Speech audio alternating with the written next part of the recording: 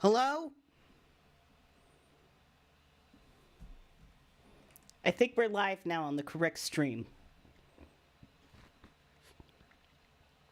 Yes, we are now live on the correct stream. Thank you. I hit click live and I did not select the correct thing. And so there's just a random, like, 2-minute live stream of me being confused a lot. I was going to say the F word, but YouTube doesn't like it when I swear the first few minutes of the live stream. You know, no matter how many times I live stream, there's always something I mess up. Always something. And you know, I think that's just the way things go. Streaming, like when you stream, like it seems simple, right? Because like if you look at me, you're like, oh, I'm just looking at a screen. But like all the elements I put into everything and all the stuff I have to do to get things set up, like the equipment and things like that, it's like when you grab a load of laundry out of the dryer and it's fresh and clean and you're trying to ball all of it up into your arms at once.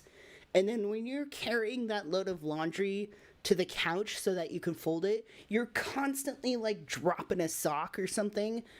So you lean down to pick it up, and as you pick it up, you drop something else. And then you pick that up. So by the time you get to the couch with all your laundry, you've had to like stop and bend down like multiple times to pick up like either your sock or your stained underwear or something. Hey, Susan and Cassie, we got our moderators in the house. Okay, folks, I'm warning you right now. Topics tonight are going to be intense, okay? It's going to be intense. It's going to be really fueled. It's going to be really fired. I got a lot of things to say. But before we get started on that, let's just hang out a minute and like get people into the live stream. I'm sorry I'm late, by the way. I had so many technical errors like trying to fix, and as you can see, I did not succeed in actually starting the right live stream. I'm trying to be really good about not swearing for the first bit. I don't know how many minutes. I think it's something like the first minute or like the first 5 or 10 maggots. Yeah, okay, so let me explain, because I know I just randomly threw the word maggots. And it's honestly, it's the palate cleanser at the end of the night. It's just a really, what I think is like kind of funny.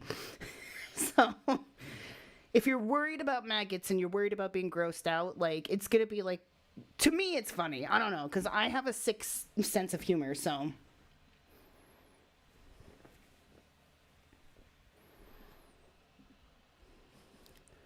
Hey, Laura. Hey, Melinda, Joanna.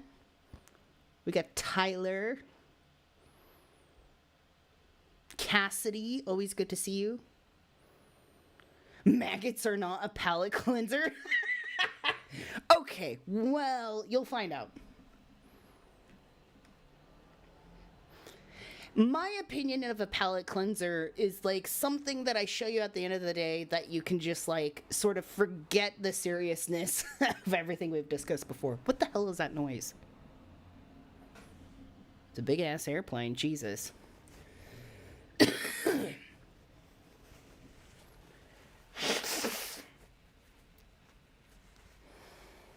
Man, I would love to go just one day out of my life without having like congestion.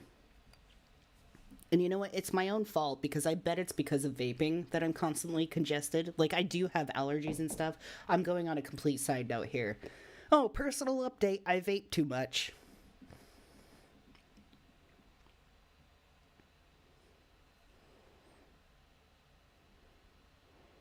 Who was making chili earlier? Spectral Deviant was making chili earlier. I want to know about the chili. Tell me about the chili.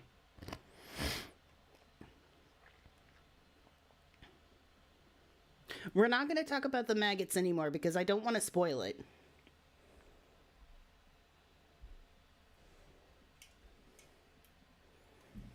Bubbly blue blay.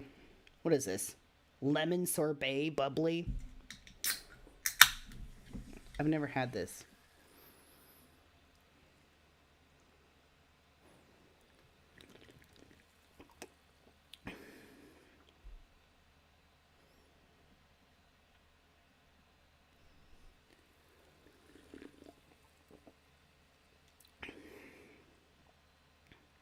Yo, this tastes like Fruity Pebbles.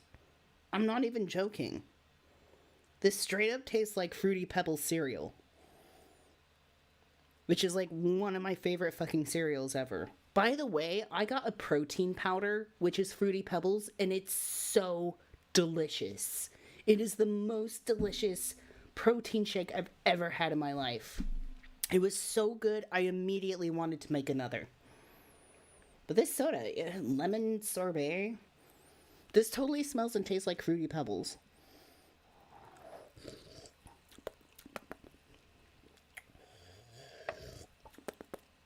It's very delicious. That's amazing. Oof.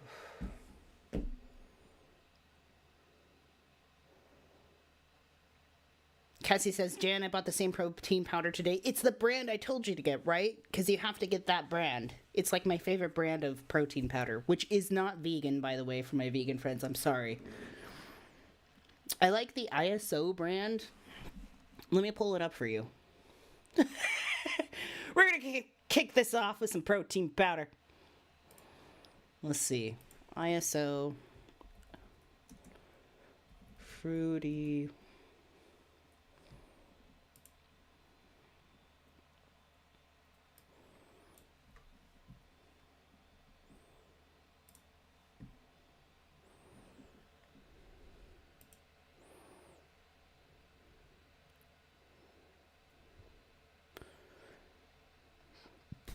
Oh, that's the main website. I'm gonna go to the specific.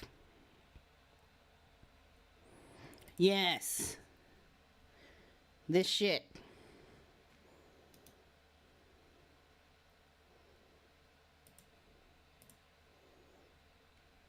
This is so delicious. It's the most delicious thing I've ever tasted in my life. This is my favorite, and I've tried a ton of protein powders and stuff. Huel, I did like Huel as like the vegan protein powder. That was good. This one is not. This one is whey protein isolate. But this is like any flavor I've gotten from this has been my favorite. I sound like I'm sponsored or something. I'm not sponsored, by the way. I'm not getting... Obviously. If I was sponsored, it would actually feel like a commercial. One of these days, I'm gonna fucking, like, get a sponsorship, and you guys will be like, what? And I'll be like, try this Jan endorsed ham. Dude, I'm gonna be like Trump with steaks, but it's like Jan with ham. Get your Jan ham steaks. For 3 easy payments of $10.99, you can also get 2 free cans of spray hair. Can you taste the whey? I don't know what that's... I guess I know what you mean. Because, like, when you have whey... protein. Oh, we're looking at fucking nothing. We're looking at my. Where's my mouse? God damn, I have too many screens. I think I get what you mean. When you have whey protein shakes, there is a sort of like milky, sort of malty taste to it that I know some people don't like. I don't care. I like it. I like to mix my protein powder with unsweetened almond milk. Ham, yeah. Jan endorsed ham. For 3 easy payments of $9.99, you can get a piece of Jan ham. I don't know why it's funny.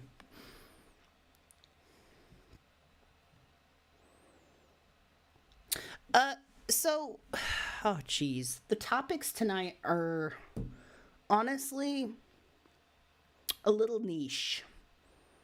It's really hard sometimes as a streamer to present things to you all because this community, first and foremost, is primarily Neogenian.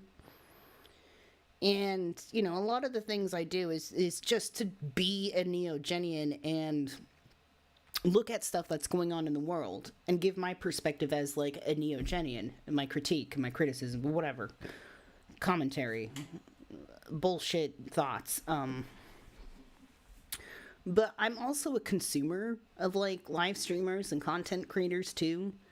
So sometimes they get into things that I wish I could talk about more, but don't necessarily tie into Neogenianism. I actually had a conversation with Susan about this.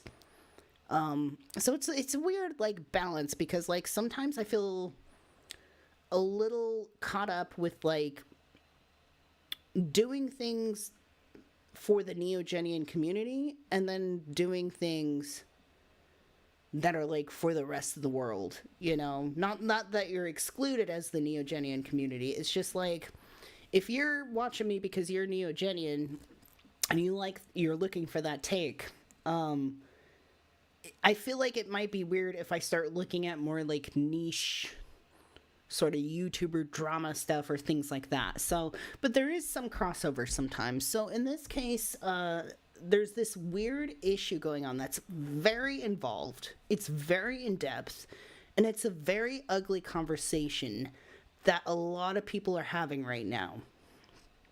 And it's concerning a creator, a content creator, a streamer, a political commentator, if you will, who goes by Vaush. And some of you might know him, some of you might not. You might be like, who the fuck is this? Some of you may be like, oh, I know what it's talking about. But he's in a really ugly situation now. Centering around CP, which is child corn, if you know what I mean. So, and hand-drawn stuff. We're talking like, I don't know. It's really in depth. Me having to sit here and explain what's going on with this drama to an average person makes me feel like I'm crazy. I'm like, this is going on in the world, and I'm having to explain this to normal ass people. So he didn't draw. No, okay. So it's a content creator, and he got caught. There was evidence that they have downloaded or saved hand-drawn CP.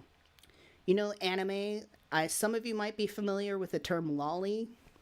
In anime, it's like a subgenre of pornography, and it involves specifically children. And so there's this thing where it's like, well, it's hand-drawn. Is it harmful? It's like, okay, here's the conversation. Here we go. So it's very involved, it's very in-depth, it's a very serious, like, subject, and it actually involves one of my favorite content creators, Ethan Klein, and this just happened, like, randomly. They never, like, sought this guy out or anything. It started with him accidentally leaking his saved porno on his computer, Vaush, and, at first they were just kind of making fun of that, and then when they looked into it, they're like, wait a minute, there's some really concerning shit here. And then when they did some digging into it, they found out that he has not once, not twice, not 3 times, but literally like 30 to 50 times talked about the ethics of CP, I guess, if they are to be discussed. And he's got some really bad takes. Let's see. It's a conversation that's happening on the internet now, and the reason why I want to drag you normal people into this, you normies into this, because I want you to be aware of what people are saying out there and how to avoid really well-constructed, orientated gaslighting, okay? Like there's a bunch of people right now in defense of hand-drawn CP, and we're going to dig into that. I find that disturbing. We're going to get into the nitty-gritty. I think that's something you should be aware of. I think that's something should be tackled. There's a lot of stuff with it, but we're not getting into that quite yet. We will first be looking at, there's a Florida deputy who took out his gun and fired on his own police vehicle, which was containing a unarmed, handcuffed suspect. And he did that because he heard an acorn, I guess, dropped from a tree, fell on the top of the car, and made a popping sound so much that this officer thought it was a gun being fired. And it's blowing up. It's really viral. And I actually saw the video when it first came out. So we're going to do that. We're going to do that first because it's going to be a shorter topic. If we get time between the two big subjects, we're just going to briefly look at Trump because it's just a quick article. And for those of you who have been streaming for me for a while, you know, if you know, you know. If you're new to my channel, just know Trump is filler. Trump is literally filler. Like, we could cover him, we could not. Sometimes I just throw him in there.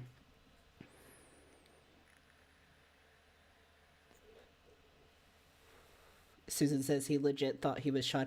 You know what's so interesting? Okay. Call it a weird hobby.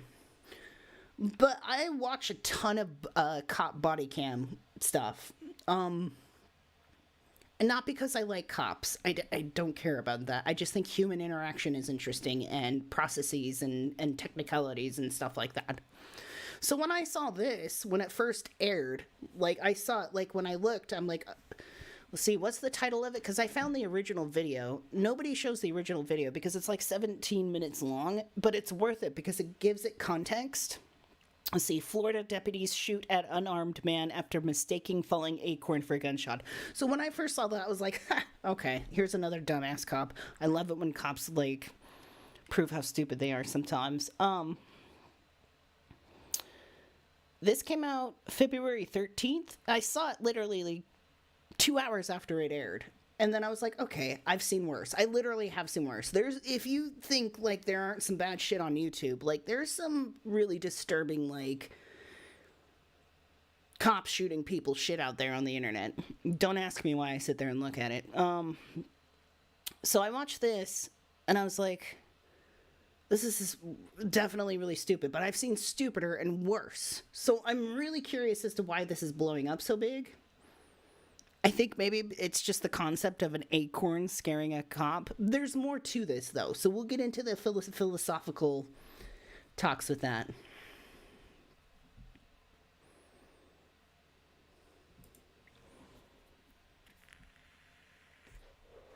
So we have Officer Acorn.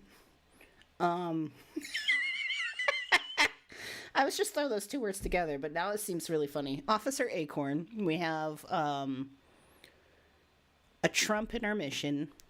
We have the Vaush situation, which is going to be most of the night. That's going to be most of the night. And then at the end, we're going to talk about the Maggots.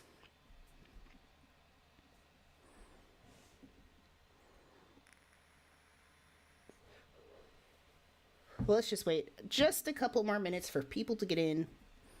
And I feel like I have to pee already. What is it? It's not even like 2 minutes into the stream and I already have to pee. Oh, it's 18 minutes in. Hello, Hope. Happy birthday. Everybody say happy birthday, Hope. It's Hope's birthday. Let's get some cakes in the chat. Happy birthday, bitch, bitch. Happy birthday. Sometimes I'm hesitant on saying happy birthday, bitch. I mean it lovingly, and I do it for everybody. Where's the cakes?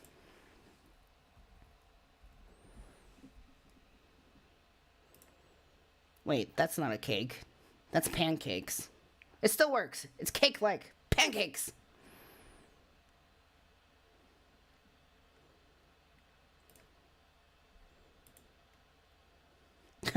Maggots as in bugs or maggots as in maggot idiots? That's a good question. That's a good thing to need to be distinctive on. All right, everybody say happy birthday to Hope. I'm going to pee real quick, and then we're going to dive into this, because I think the Vaush situation is going to be so long. Like, seriously. It's probably going to be, like, 2 hours at least. All right, peace green.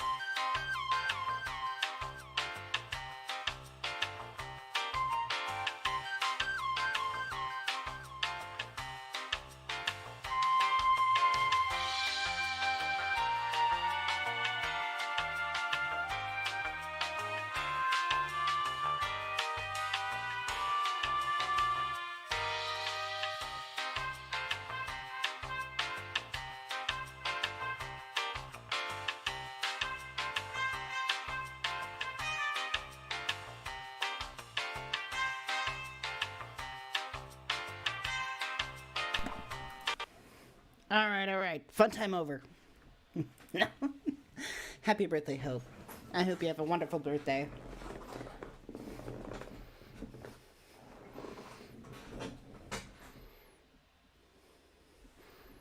The Butterfinger lore. It is going deep. It's balls deep, okay? It's balls deep.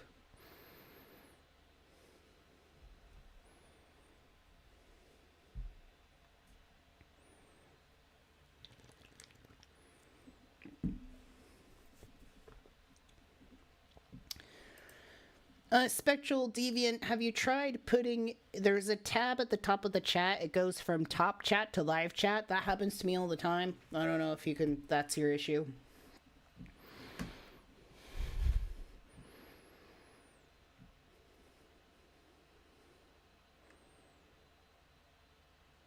I don't know if anybody blocked anybody, okay? If you have beef, take it off the chat, okay? Argue amongst yourselves. All right.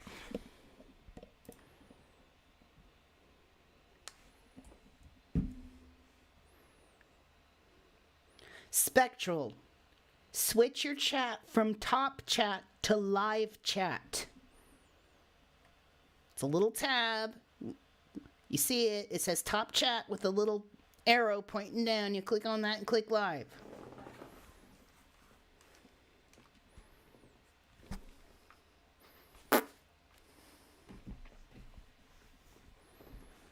All right, let's go. I'm really hyped up for the day.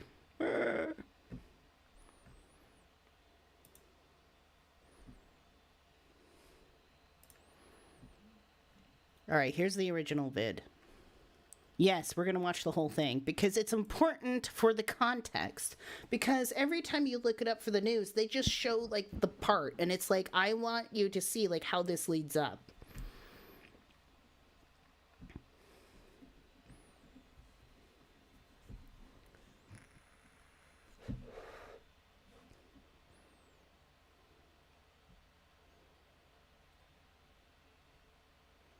Who else wants to see Jan build a house with a hammer and a Q-tip? With a remixed version of Home Depot pop thing? I could do it. No, it's just, it was a very over-exaggerated, like, response to, like, camping. Like, I love camping. I'll get, like, really wild. Like, I will build you, like, a fucking, like a cabin suite.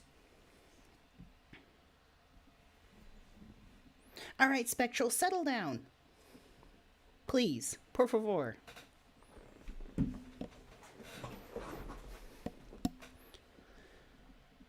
All right, folks.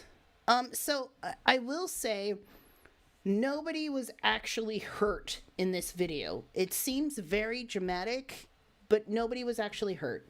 Guns were fired. I don't think that guy was actually, like, shot. Well, let's see what's going on.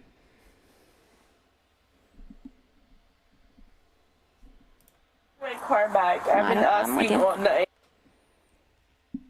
Oh, that's loud.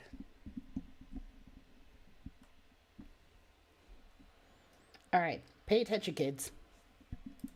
Can I get my car back? Like, I don't care about the argument. I don't even know what the argument is about. I just want my car. Mm-hmm. I don't want to deal with anything. I know anytime we get into it, whether I'm right or wrong, he puts his hands on me or he threatens to put his hands on me.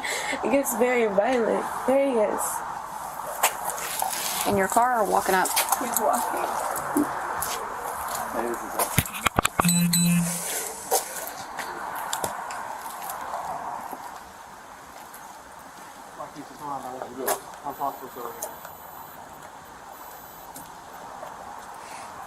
This is like a preview.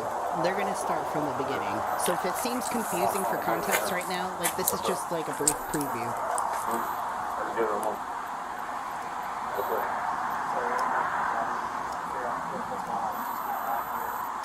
Oh no, it isn't. Okay. She pretty much like, we're in a relationship, arguing, conversation. Pat him down, please. What's that? Pat him down. What I'm getting patted down for? Do you have any weapons on you? No. Okay. What I'm getting patted down for? Because you're getting patted down. Why? Do you have any weapons on you? No, I don't have no weapons Okay. on me. What's that like that? So, this guy is dating the girl that they were talking to. And they've been fighting and having some problems. So her boyfriend took her car and just drove off. Now, I think they'll discuss soon that what he did is he drove off like a couple miles, parked it somewhere, and then walked back. So when he took her car, she freaked out and called the police. Like, I really need my car back. Like, holy shit, I'm tired of this fighting. Like, you know. So that, I hope that gives some context to the situation. So this is him walking back. I swear this starts, like, more from the beginning. I swear this starts, like, from right when the cops walk up. Who knows? So a lot of these body cam videos, what they'll do is they'll show, like, one cop's body cam of the situation, and then they'll go back and show the other cop's body cam. So, like, it's a lot of repetitive stuff, but it's necessary for context. It's a key.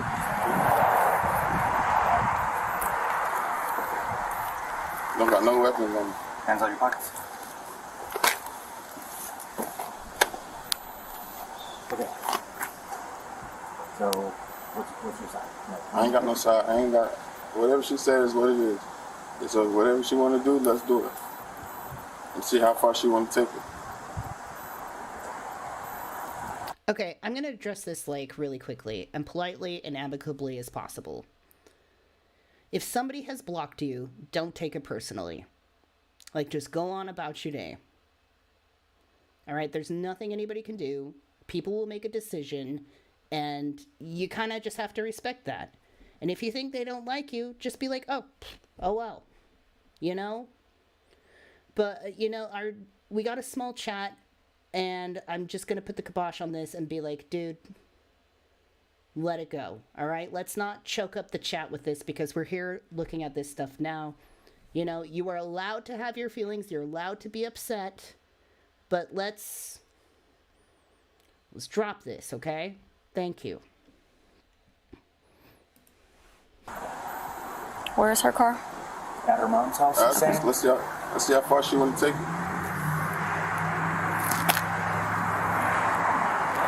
He's saying he just turned over her mom. Mm-hmm. How far you want to take it? I'm not good. Let's take that car. What do you want to do? I want my car. Okay, I think it's at your mom's house is what he's saying. How did he get here if it's at my mom's I know. house? Can you call your mom to see if the car's there? Captions? Yeah. Okay. She just called me. Okay, and see if she's got the keys. So I'll call back. I'm gonna call my mom. I like captions for our Hard of Hearing crew. Shout out to our Hard of Hearing crew. Yeah, call her real quick. I just want my car. I don't care about anything else. I'm over it. I've been with this for 3 years. Yeah. Mom. Like, she is so upset. She can barely even talk. Have you ever been choked up like that? I do that. Yo, when I'm one of those people where if I get angry, I cry. Which is really frustrating because I feel like it makes me look weak. But when I get really, really just like deeply hurt and mad at somebody, I cry. I will like choke up like that and be like, "Fuck you, you piece of shit. Just shut up. Just fuck up." So I totally feel that. She seems really upset. She's very pretty though. So. Ugh. Is my car at the house? What? Is my car at the house? I have the police here at Sheikah's house to get my car.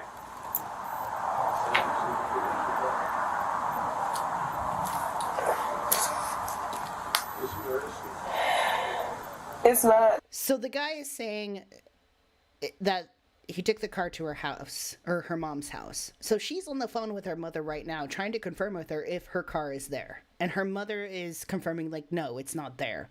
But what's frustrating is the guy won't say where the car is exactly. Like, they're like, where's the car? And he's just like, I don't know. I'm a piece of crap. I don't know. Which is way frustrating and totally a dick move. Like, that's absolutely 100% a dick thing to do. Or even to just take the car to begin with. At the house? Okay. It's not home. Okay. Okay. I sent you you have my location, right? I'm on Green Acres. Yeah. But it's not at my house. Okay. And mom's there right now. My mom is there. She's coming here. She's coming here. Okay. Yeah. My car is not here. I mean, at my house, and I don't see it anywhere in the vicinity. Did you have her look around? Detain him, please. Why haven't they done that to begin with? That's so weird. Honestly, it is weird. Like, I've seen cops, like, jump up on people, like, way harder than that. The fact that that guy just nonchalantly strolled up and was like, hey, what's up? And they're like, where's the car? And he's just like, I don't know. I don't fucking know. Like, why haven't they detained him already? This is what I'm frustrated about. I swear to God. I need an affidavit from you. Okay. Where's that? That's where you're filling out that you're wanting to pursue charges. Okay.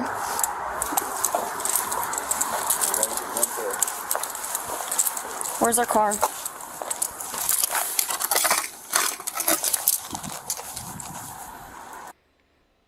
I mean, yeah, they do have proof he took it because she saw him drive off in it. Like, nobody else had access to her keys. That's definitely, like, it's pretty... I don't... I'm answering your Susan question. I don't mean to have a tone of just, like, because they do have evidence. Like, that's not what I mean. I'm just so, like, riled up. Like, this is really... I don't know. It's a really crazy situation. Also, that hoodie. Where is that from and what is that? Where's our car, Marquise? Can I talk to her? No. Can I talk to her more? Her keys right here. Her keys right here. Can I give you her keys?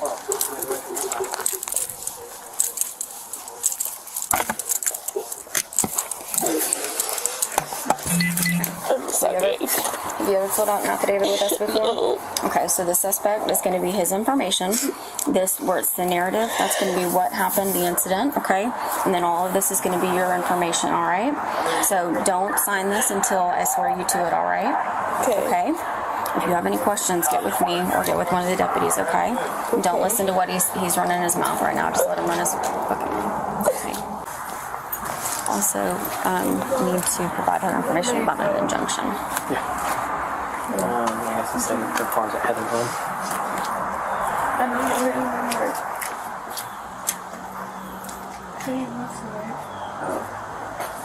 I'll read it off to you. So it's 850. It is 917. What did I call? From where mom, the car's over there. No, mom said that the car is not over there at her My mom residence. is on her way here. But mom, That's the guy. Like, I think this is the cop. I'll read it guy off to you. So it's 850. It is Freaking Tom. 917. What did I call? From where mom, the car's over there. no, mom said that the car is not over there at her My mom residence. is on her way here. But mom said car is not there. Car is not there. Okay. So let's see if we can find it. Let's see if we can find it. Even if they don't have immediate evidence that he's taken the car, like, they still have to go through a process. Like, he's a suspect. So even if they don't have proof whether he did or didn't, they have to detain him so that they can figure out what's going on. Like, whenever there's, like, a big situation, first thing is, okay, get everybody detained and organized. You put this person there, put that person there, and then you go to each individual and you start talking about what happened.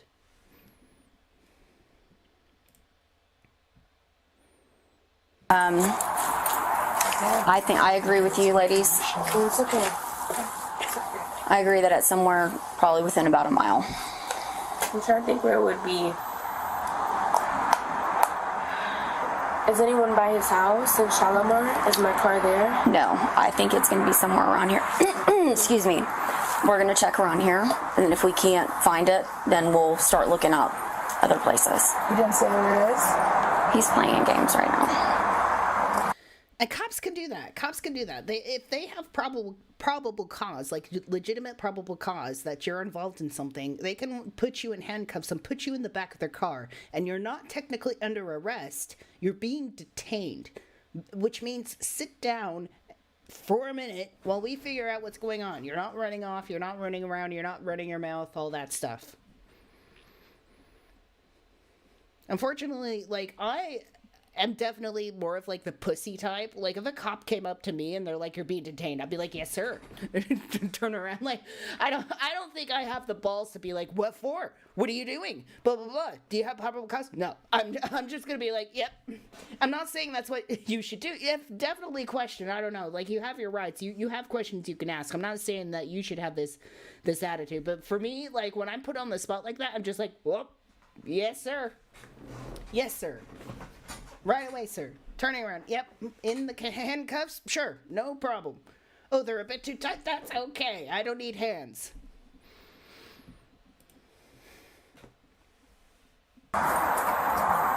He's gonna play games. That's what he's gonna do. Mm-hmm. So she's talking about how, like, he won't say where the car is, and she's confirming, like, he plays games.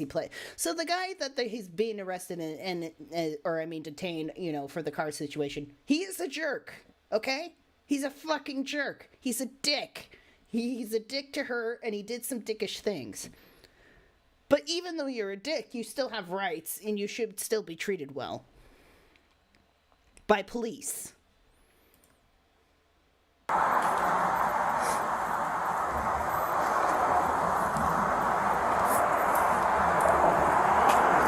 If he had the firearm, would he leave it in your car? No? He would leave it in his own car. He'd leave it in his own car. If there was any weapon, it'd be in his car, not in mine. I hope. Right. Mine. Right. When he sent you the picture that we're looking at that we can't figure out what it is. That is. I think it's. What do you think that is? I don't know. I really don't. Like, I honestly, it's a weird picture. It's like, it was a threat, and it's my not dashboard, but my screen. Okay, there's evidence there. So the guy took her car and then sent her a picture of him in her car, of her dashboard, like, with a gun. So there's a gun somewhere in the mix of this. So he sent her a picture of a gun in her car. Which is like, what the hell? Which is like so serious, like, dickish thing to do. Like, you're in an argument with your girlfriend and you're gonna send her a picture in her car that you just took with a gun in your hand? Like, that's a dick thing to do. Yeah, I'm telling you, this guy is a dick. Does that mean he needed to be shot at while he was handcuffed in the back of a police car? No.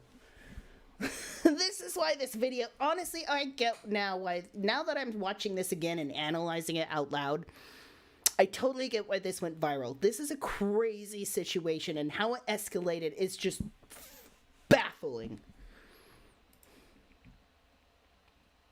Right. You know, so it's like, why would you send me a picture of that? I'll show you again and tell me what that is. I don't know.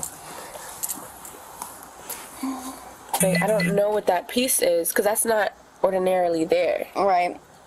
Does he have anything on the firearm, like any aftermarket? Like a silencer? Mm-hmm. That's what that is. He's got a silencer?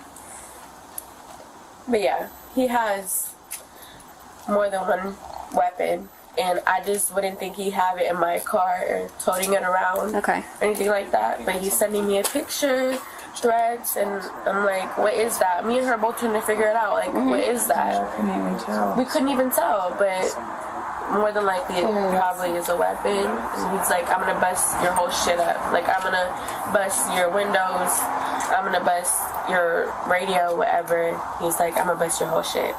Like, Okay. by the time you get to your car, it's gonna. Wow. What a man. What a big, tough, strong, fucking, like, stable man you are. What a big, tough guy. Wow. I'm so impressed that you're sitting in someone's car, texting them that you're gonna bust their shit up, having a gun, waving it around and stuff. Wow. You're so tough. Gee. Golly gee. Man, I really despise that mentality of just like, I'm gonna show you how psycho I am, and that's gonna, like what? Do what? What does that do for other people? What do you think as a psycho person, as a psycho-violent person, what do you think inside your head? Like, what's the message you're gonna try and convey?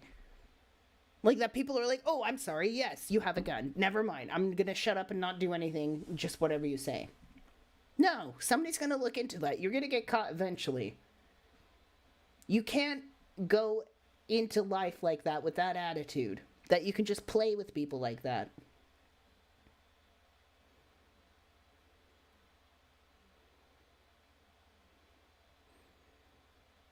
Brent says the biggest dick move is sending the picture of the gun to your girlfriend while you're not getting along. Good. The second biggest is taking her car and parking it somewhere else. I mean, you stole it. It doesn't matter if you drove it 10 feet or a block or 10 miles. You got into somebody's car, took their car without their permission. You stole a car. You stole a car. And then you're brandishing a weapon and making threatening comments. Yeah, that doesn't look good for that guy. Oh, hey, Morg. What's up, Morg? What's up, Morgan? Hey, hey. Hey, hey, hey. Thank you so much for the super chat, honey. Thank you. I appreciate that. All right, back to this crazy drama. Be over with. And I'm like, okay. At this point, I want to be done with it. I don't even want to entertain it. Because he is known for playing games. Mm-hmm. So it's like, I need to show you, like, I'm not playing. Right. On my car, that's that. I don't know what the fuck he has going on, but...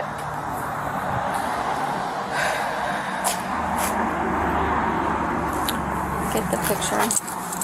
Which will give it to you because it does. It looks like a silencer pushed up to the dash area.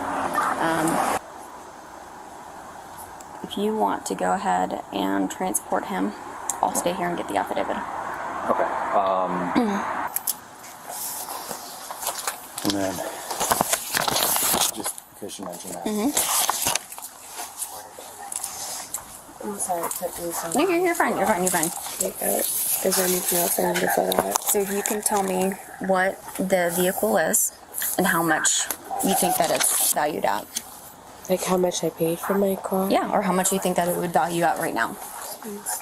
Yeah, she has to report down, like, even, like, the make, the model, and then just, like, what she can say off the top of her head the car is worth. Because whatever that amount is worth is exactly what that guy is getting nailed with. You stole X amount of dollars worth of property. And if it is above a certain amount or below a certain amount, depends on what degree of, like, charge you get. So, okay. Okay. We should do Cop Watch more often.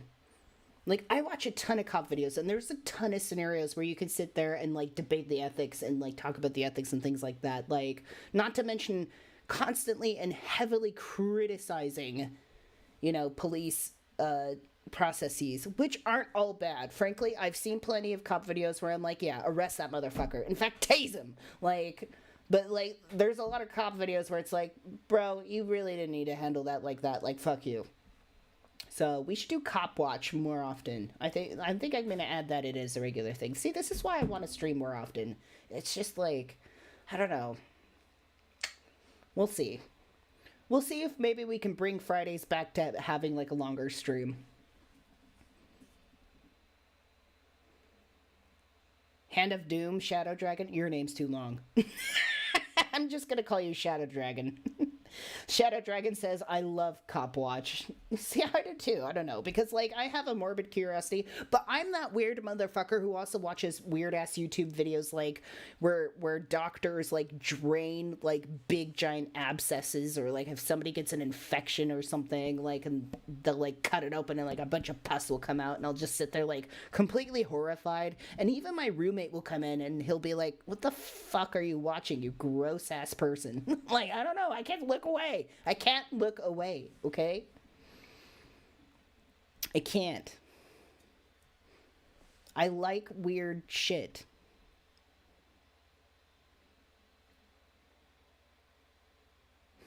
Shadow Dragon says, I love gross stuff. Me too. I love it. I don't know, because human bodies are, like, these bodies, these avatars we occupy as Zetas, like, they're so weird, right? Like, you gotta admit, these bodies are gross. And I think these are conversations we should always have openly and comfortably, is just how gross our bodies are, okay? We pee, we poop, we fart, we sweat, we excrete shit, we have infections. Like, bodies are weird and gross. I am a huge proponent of normalizing talk about how gross bodies are. Even sex. I mean, think about sex. Like, I love sex. Don't, like, it's great. Like, it's a great activity. It feels really good. But when you think about it mechanistically, it's just kind of you're just slopping, like, just slapping against each other with your juices. Mark says that's why I don't like capping. Why? Because bodies are gross.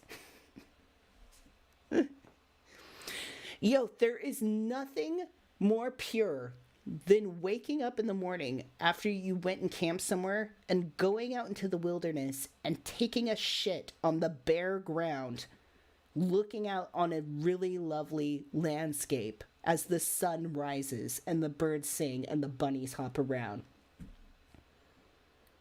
You just laying down like a freaking ape and you just shit on the ground like that. It's magical. Like, I'm telling you, it's an experience.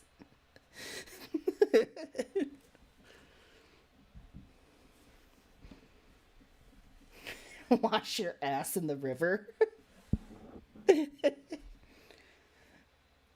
I mean, it's not like you just pull your pants up and that's it. Obviously, clean yourself up, bury that. But, like, I don't know. There's just something so magical about just being raw in nature. Just taking a shit on the ground. Like a coyote. Like a dog. You just, like, crouch down. Like, you just circle around a bit until you're perfectly, like, north and south.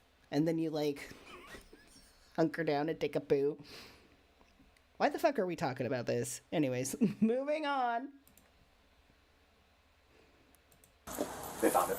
Where is it? 1656 Hunt Club over here off MLK. Heather Glen. Is that the other place? That's those apartments. Like, on that one road where the two gases. He must have walked. How far is that? I mean, I'd say about walking- 2-3 miles. Walking it's a little minute, but driving it's not too far. I'm pulling out your full search. Okay. Do you know your tag number off the top of your head? Okay, don't. it's okay. What? She's like, what? Where? Right there?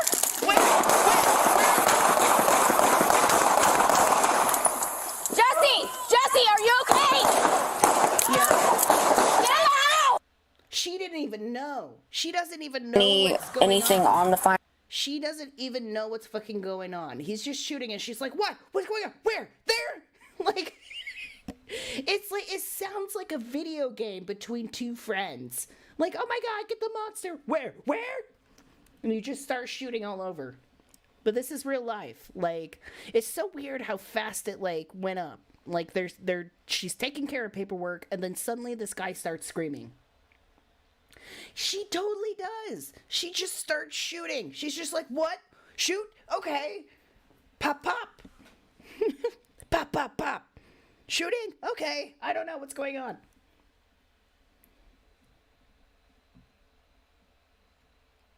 Brent Richards says pissing outside. You don't know what you're missing until you're caught pissing until you're caught? I don't know if you want to get caught. Did you, Brent, have you gotten a public indecency charge due to public urination? It's okay, you can tell us. This seems like an omission, my friend. All right, back to this. Firearm, like any aftermarket Like a silencer? Mm-hmm. That's what that is. I'm about to cry. But yeah, he has more than one weapon, and I just wouldn't think he'd have it in my car or toting it around. We got backed up a bit. Okay, let's forward. I think I accidentally clicked back. 56 Hunt Club. Oh, you're off MLK. Heather Glenn. Is that the other place? That's those apartments. Like, on that one road where the two gas. He must have walked. How far is that? I mean, I'd say about walking- 2-3 miles. So he's still Walking there. is a little minute, but driving is not too far. I'm pulling out beautiful sometime. Okay. Do you know your tag number off the top of your head? He's still there. Okay, it's okay. Now he's healing. What? Where? Right there?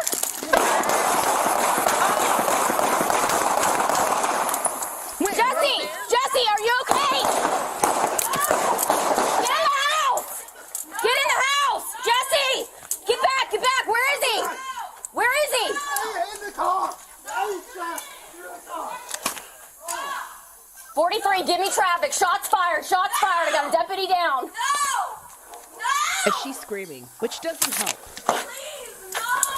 Yo, that girl's great. She's beautiful, but like the screaming of just like, no, please, no, oh God. Like, I mean, I get it. She's under duress. I'm not judging her for that, but it's like, it really is not helping this situation. Look at all this fuss. Off of McLaren. We're off of McLaren. Shots fired. I got a deputy down. Jesse, how are you? Fine.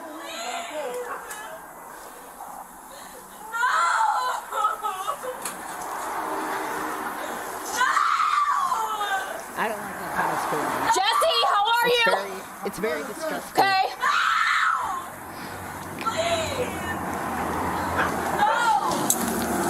43 SO, I need EMS. I need EMS on standby. Suspect is going to be in the vehicle. Where are you hit? Get back! Get back! I might have hit my vest. Okay. No! Get back! I'm not going to tell you go! Get back! Get her and get her back now! Girl, you are sitting right next to two trigger-happy cops.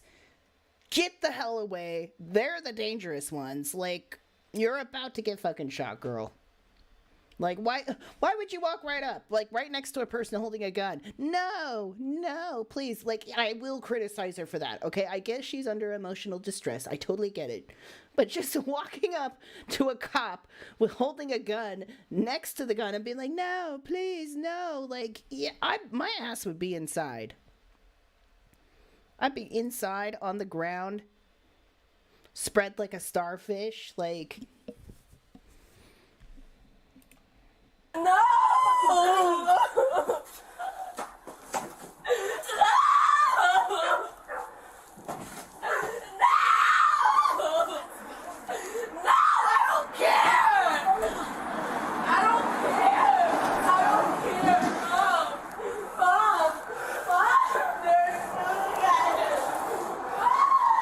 Stay inside your house. Stay inside your house. Wow, he's so shocked. Not really. He's not. Do you have any movement? No! The guy's in handcuffs. Stop in the right there. back Stop of the right there. police car.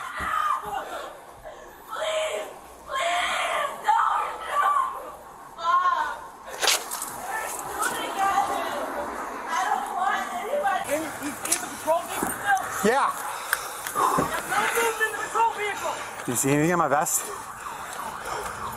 Or are you feeling anything? Did you feel anything? My legs went numb when it hit me. All right. I don't know. My legs went numb for a second. I heard a pop come from. Go this way. Can you move? Yeah. I got you, buddy. Okay, so that's the end of that. We're now going to rewind and go back to his body cam footage. And I want you to try and listen very carefully for a sound of an acorn hitting the top of a car, which would be like pop, right? Like something like that. Like that sort of a sound. Like when I imagine an acorn hitting the roof of a car, it's like that. But I don't hear it. And even when I watched this the first time, I was so confused. I was staring at the screen with my ugly, confused face like, the fuck just happened? I didn't hear a goddamn thing.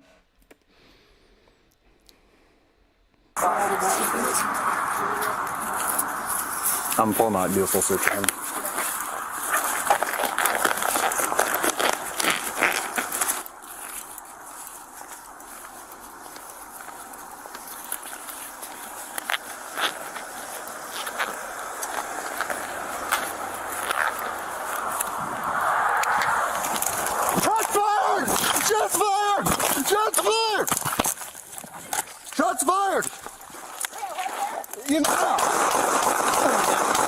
Bro did a triple, barrel action roll.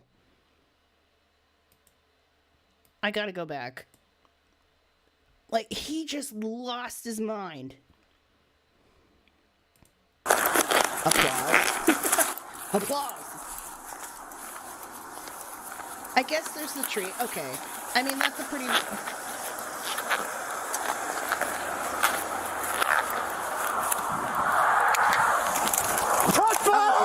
Just fired! Okay, I did actually barely just hear the tiniest of tink. But is it me, or does he do 3 barrel rolls? 3 action rolls? Action man rolls?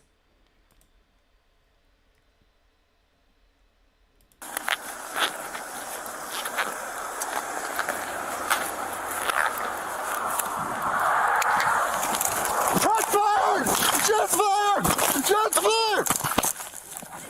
Dude, it wasn't even that loud. It wasn't even... How can you possibly equate that sound to a gunshot? Also, something that I want to point out. It is part of the process that cops have to go through. Before they put them in a police car, they have to search them for weapons or drugs or anything on them. That guy was definitely searched. He had to. If he wasn't, it's why would you? And here's the thing too that irks me, is there was already a discussion of this man in possession of a gun because of the pictures he sent to his girlfriend. Surely they searched him for a gun before they put him in the fucking car. So why the hell would your brain conclude that somebody who is handcuffed with their hands behind their back, locked up in your car, can somehow pull a gun out of their anus and then shoot you? They did pat him down, so where could have... And the lady cop said, pat him down, detain him, pat him down, search him, put him in the car. So this cop knows he ain't got shit on him. I gotta back this up again. It's just so fucking ridiculous. How?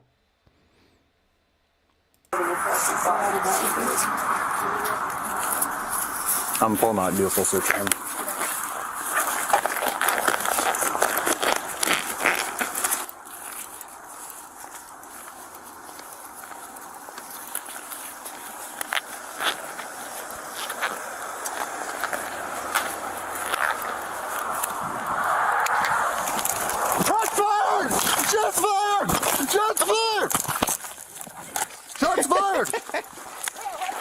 You know.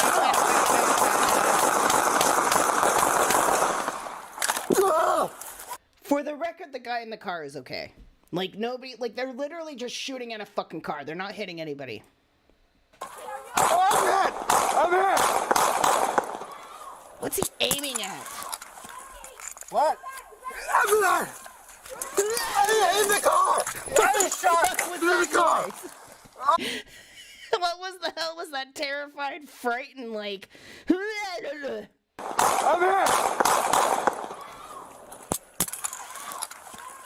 What? I'm in the car!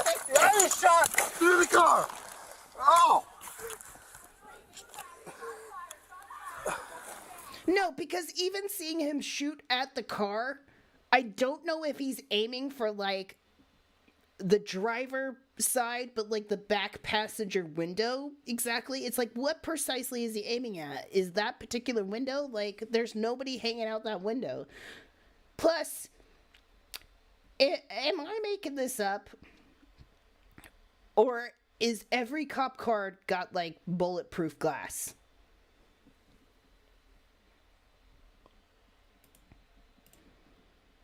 Okay, when we get to the end of this, I will let you know I do have some charity to throw at this cop. I do have some charity, so let's get there.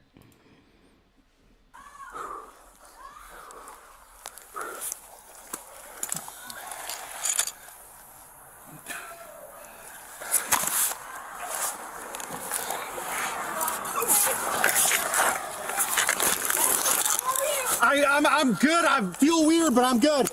I'm good, I feel weird, but I'm good.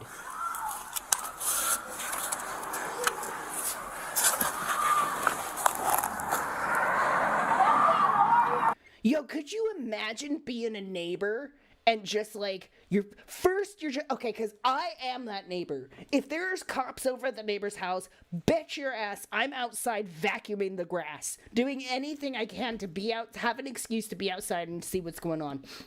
But could you imagine like this shit going on and you're like, what the fuck? Shooting around my fucking place, like freaking out. I'm good. I'm good.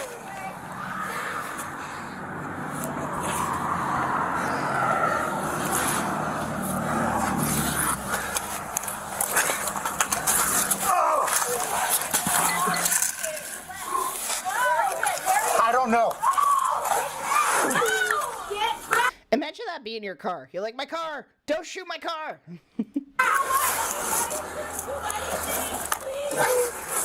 I might have hit my vest.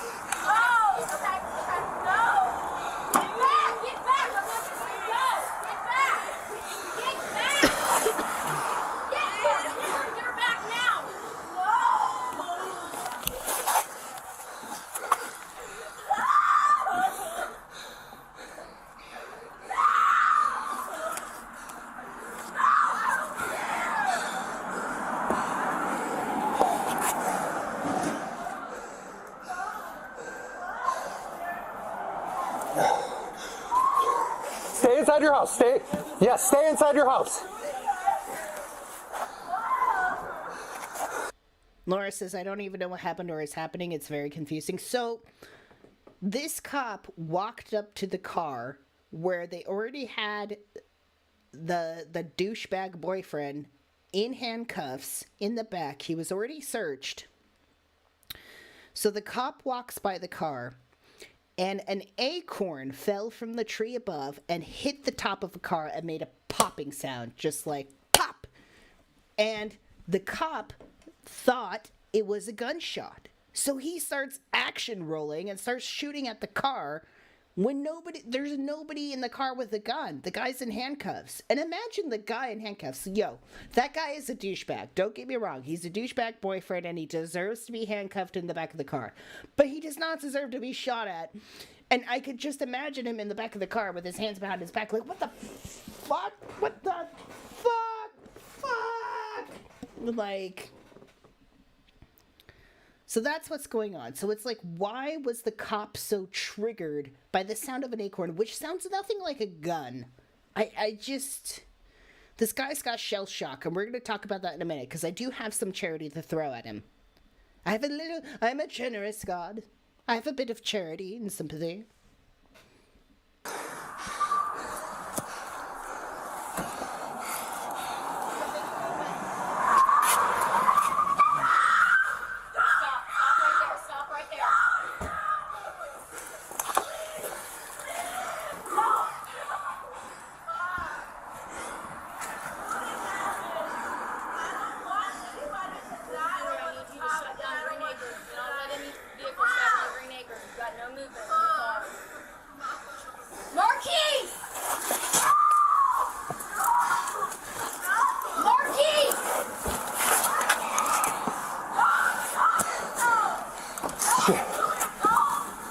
It might have hit my vest. I don't know, but I'm not.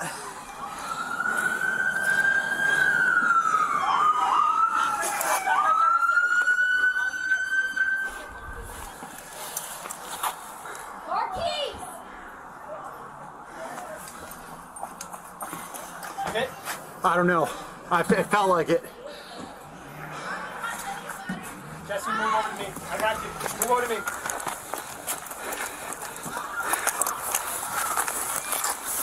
Jesse, come back. Mark vehicle right there. Dude, am I hit? Come on. This way. Let's get further back. There you have it, folks. So, the thing about this officer is that it turns out he served time in the Middle East in very warlike situations. So the guy has PTSD for sure. Like, I swear to God, that's gotta not shell shock exactly, but if the guy is so triggered by like a popping of an acorn on the hood of a car, there's some problems there.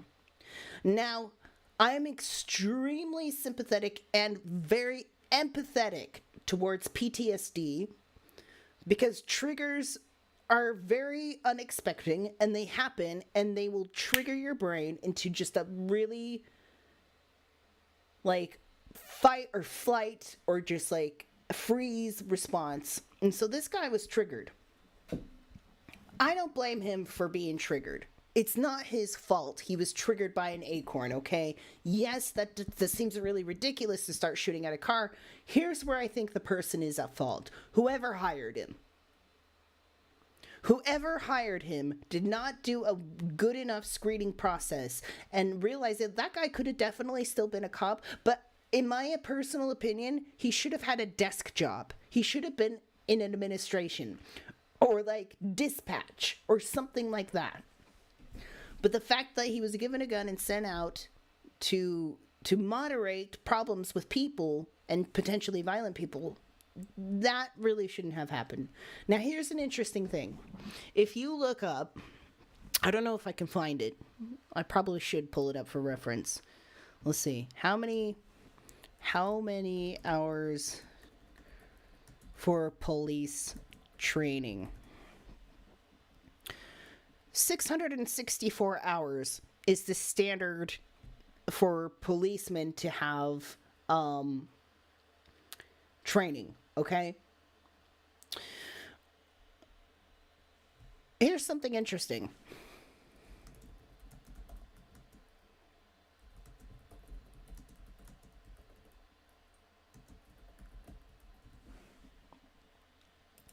A hairstylist, a person who does hair, cuts hair and styles hair, for them to get a license for that, they need 1,000 hours of training. Police need 664 hours of training. You'd think somebody with a gun would need far more hours of training than somebody with a pair of scissors for your hair. Isn't that interesting? Do you see where there's a problem here? Now, I am definitely a proponent of defund the police. But that comes with certain things, right? I don't mean actually destroy the police. I think police are very fucking necessary. It is necessary to have somebody who is armed, I'll even say. Fuck yeah, I'll even say it. Like, yeah, have them armed. But you need, I think, to be in that position, have so much more training than what they're having right now. Like, you need so much more practice, so much more education, so much more just exactly. Says Shadow Dragon says, like, you need psychological training or psychological evaluation. Somebody somewhere should have known that this guy was not fit for these situations, and it's not his fault. Hot take. It wasn't this cop's fault for being triggered by an acorn. Wasn't his fault. The person whose fault it is I think the people who fucking hired him. They should have looked into that. Mental health should be looked into. And am I saying that guy wasn't allowed to be a cop? Sure. Yeah, he could be a peace officer without a fucking weapon. Like something like other than what he was doing there, because he was just not capable of handling that situation when he's so easily triggered. Psychological boot camp for new cops. Yeah, seriously. What? Do you need to sit in a warehouse with like a blindfold on and then they just like test different sounds? Like, does this sound like a gun? Like, does this sound like a gun? Like, does this sound like a gun? Like, no. Like, gee, Johnny, let's figure out what sounds like an actual fucking gunshot and what doesn't. Or just, like, I feel like you would have to be tested in a variety of different situations and scenarios, like that. Like, what if somebody is handcuffed in the back of the car and you do suspect they have a gun? And even if they do have a gun, like, what do you do then? Like, it's so weird. Like, they searched the guy. They searched him. They knew he didn't have a gun in that car. They knew he was, like, fully handcuffed. So it's just beyond me why he would suddenly think there's a gun in there. He ultimately quit. He did quit. And honestly, I hope the guy experiences peace and healing and health and all of that stuff. Altier 31. Hey, Altier, says Jan, your sound and picture out of sync. I think so a little bit. I don't know why. We'll figure it out.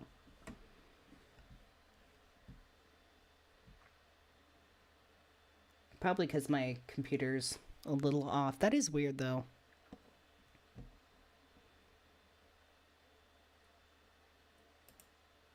I don't think it's off. Oh, it is a little bit off, huh? Oh, that's weird. I'll have to look into it. We might just have to bear with that. But yeah, I hope that guy has some peace in his life. I think he deserves peace. I think he deserves, to be well rested and get the care he needs. But it's clear it was a mistake for him to be in that position. So cheers to Mr. Tom Selleck. I hope he recovers.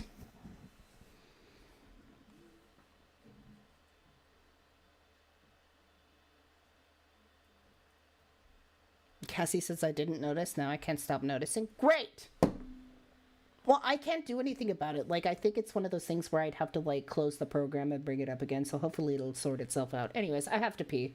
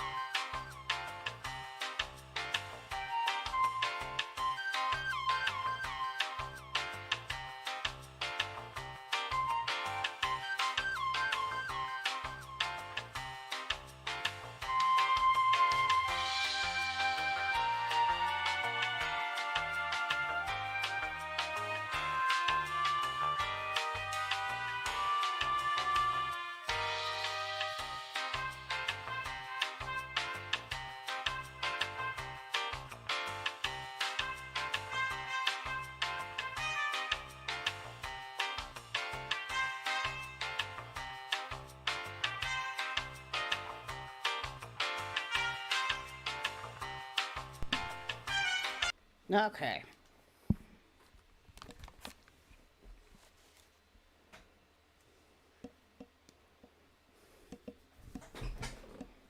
You burnt your tea? How do you burn your tea? Jeez. All right. I mean, police need more training. I mean, this is sad. This is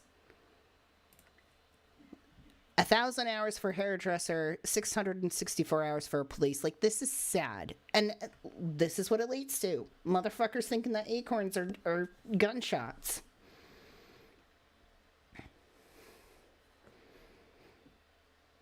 All the water evaporated and burnt it to the bottom. I'm sorry. I'm sorry.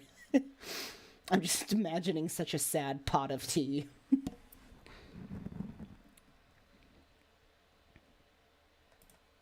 Oh my God.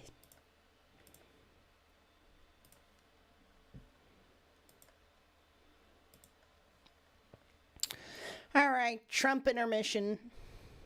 Trumper mission. Why is this all cut off? Because I can't cut anything off in here.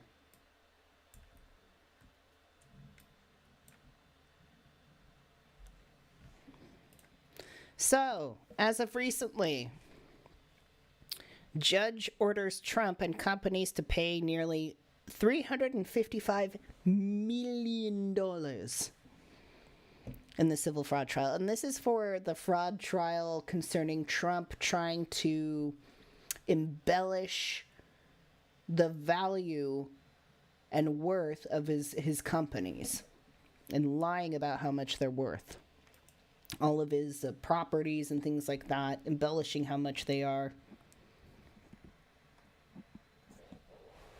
You know it's sad when a person can burn water? Yeah. You don't don't be roasting Shadow Dragon like that. Everyone's roasting Shadow Dragon. It happens, okay? Sometimes we let ramen noodles boil down until they catch on fire, okay? It happens.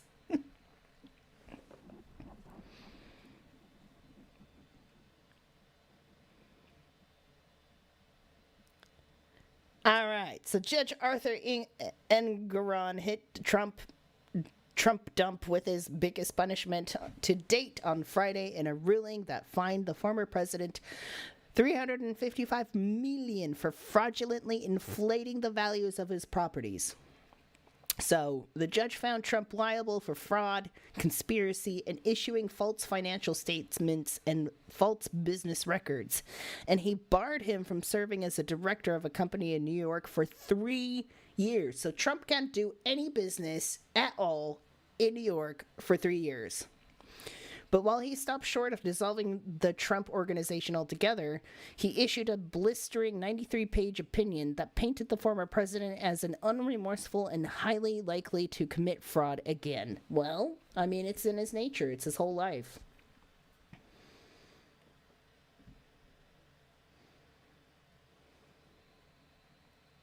Their complete lack of contrition and remorse borders on pathological.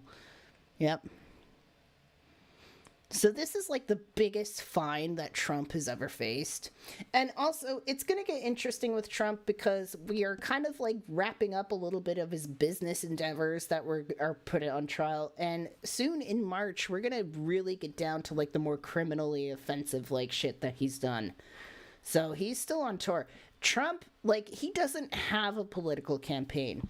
His lawsuits and trial time is his political campaign. Which judges have addressed before. Like, dude, don't be treating this like you're fucking campaigning. And he does anyways. It just might work for him.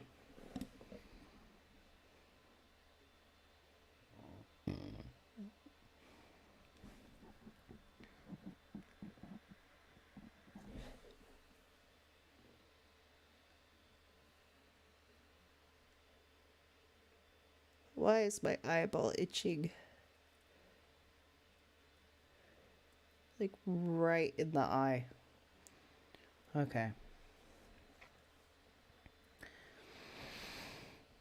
Let's see. No corporate death penalty. That sounds really intense, but it's just like, yeah. So Trump repeatedly attacked the judge in the case throughout the 11-week trial on social media outside the courtroom. And even though the judge's face while he testified, on Friday, the judge got the last word, painting Trump as a pathological fraudster who would not stop unless forced.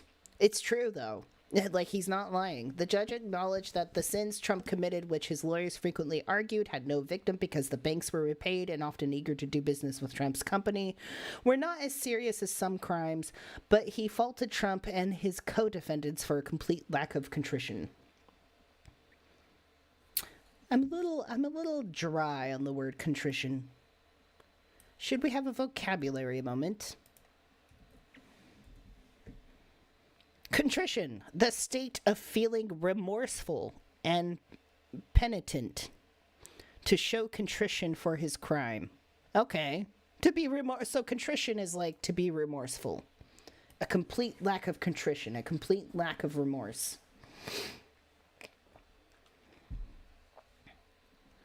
No corporate death penalty. They're not going to end his business, but he can't really be the head of it or do anything. So...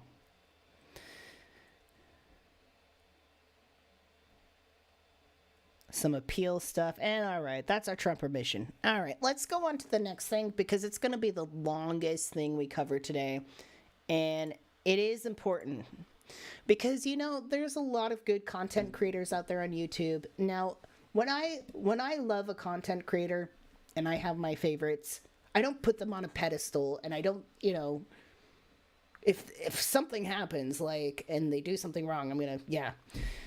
I honestly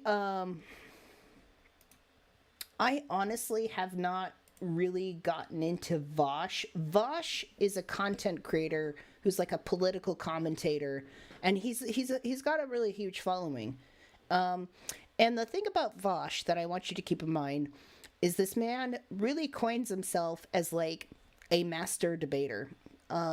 Just sort of like, you know, really particular and good at his words. So I just want you to keep that in mind, painting this picture of Vaush.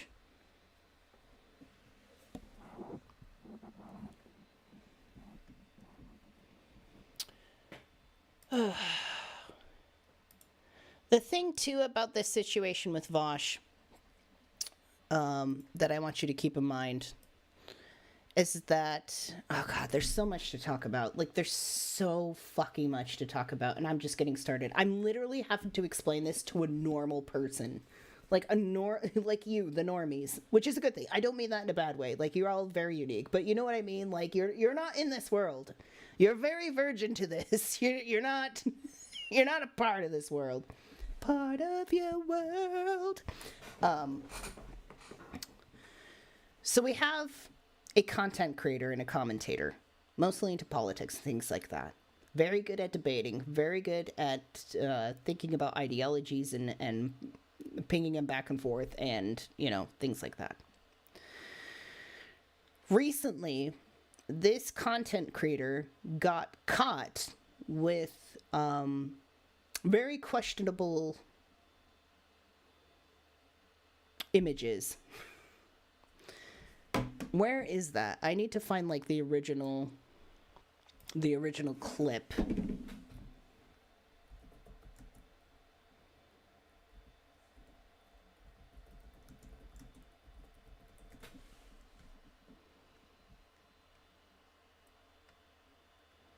Where is the original? Or where can I find it from?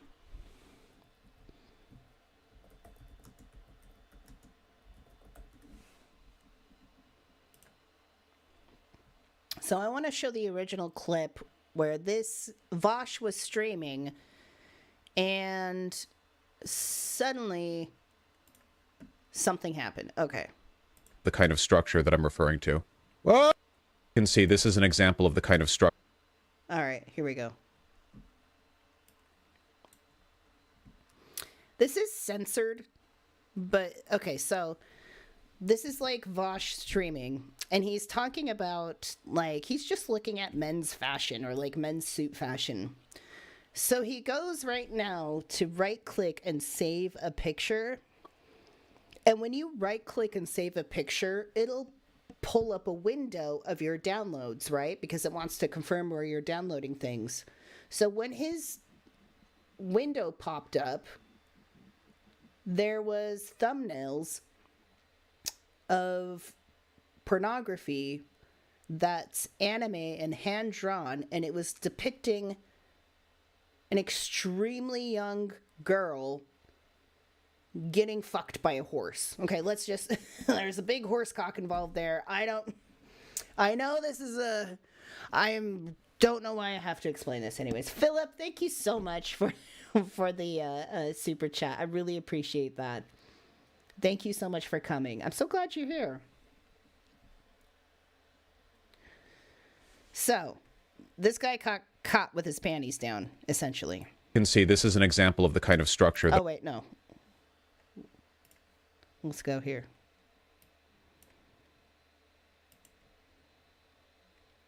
You can see this is an example of the kind of structure that I'm referring to. What? It's literally that fast. Like he... and I love the... I love the reaction. When your porno folder comes up. Okay. So, what popped up is a folder that said to be sorted. It's just random pictures that he just wants to sort. But all the thumbnails that were shown was like very pornographic. Next to a folder that said taxes. So a content creator I watch, Ethan Klein, on the H3 podcast, was just discussing how like it's funny to have somebody have their like porno folder leaked, because they were just like making fun of it, like, hey, who the fuck saves porno? First of all, that's something a lot of people are talking about, and I highly agree. Who is saving porno? Why are you saving it on your computer? Why are you saving it on the computer that you stream from? I am definitely a consumer of porno. I am definitely a consumer of hentai. Definitely not fucking lolly. That shit I avoid. But I don't watch porno on my computer, and I don't save porno on my computer. I don't know why you would do that. I watch all my porno on my phone on one of those like secret protected like browsers, and then when I'm done I close it and I forget it, okay? Like it's gone. It's like it blows off in the wind. I put it back into the ether. I can never find those again. I don't sit and save videos. I will sit on my horse for that. No pun intended. The problem is getting caught with something like that. Okay, yeah, it's ugly. It's one thing, you know, it's not a good look, right? To get caught with something like that, like once, all right. Here's the problem that is on the internet that everybody is talking about. Vaush has not just talked about CP, and by CP I mean child corn, you know, CP, or hand-drawn CP. He hasn't talked about it just once, twice, 3 times. We're talking like he's had multitudes of conversations about this issue in such a way that is just very questionable. And it's bringing up a conversation and a debate that has just divided a lot. And so there's a lot to go with this. I like in these moments to find like a YouTuber who's done a good summary. And there's, by the way, for the people that are defending Vaush, and Vaush defending himself, and his followers defending him, they constantly put out the narrative that the world is taking him out of context, that the world is taking Vaush out of context. Nobody's looking at the big picture. I have watched hours and hours and hours and hours of footage from tons of people talking about this all fucking week. Every day this week, I have seen hours and hours of conversation of people going back and forth about this. Like, I'm telling you now, I personally am not taking shit out of context, okay? I'm just putting that out there. I highly doubt we'll get some Vaush defenders in the chat, but if we do, just putting that out there. It's gonna get really disturbing how many people are defending this, and this gets deeper. The rabbit hole gets deeper. So I'm gonna pull up a YouTuber that kind of summarizes the situation, and it's gonna kind of go fast. So, you know, if you have questions and stuff, like, let me know. So we got this where Vaush is caught with his panties down, okay?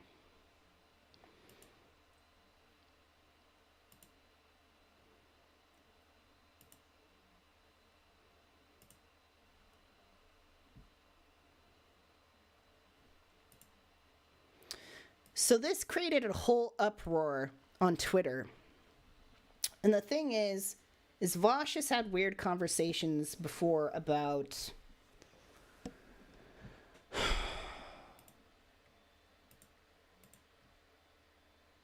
his ideas of child pornography, CP. This guy breaks it down really good. So full credit to this guy. I hope he doesn't, like, slam me for watching this video. I just really want y'all to, like, get the picture of this.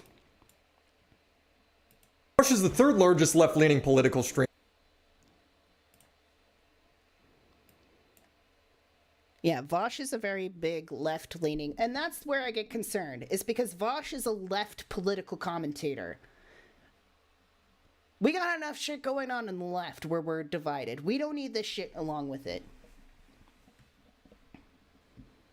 All right, is everybody strapped in? This is going to be a long one.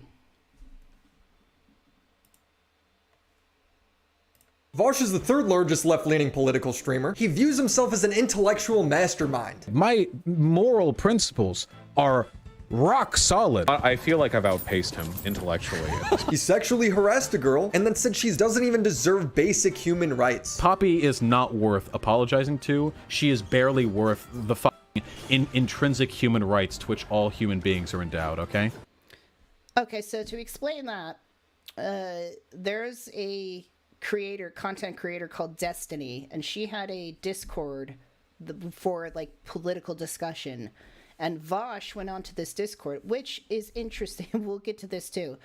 Vaush's interaction with people on Discord. So he heavily, like, hit on this girl named Poppy and was just saying really, like, crazy shit to her, to the point where everybody's like, what the fuck? But here he is saying, like, I don't give a shit. I'm not apologizing to her.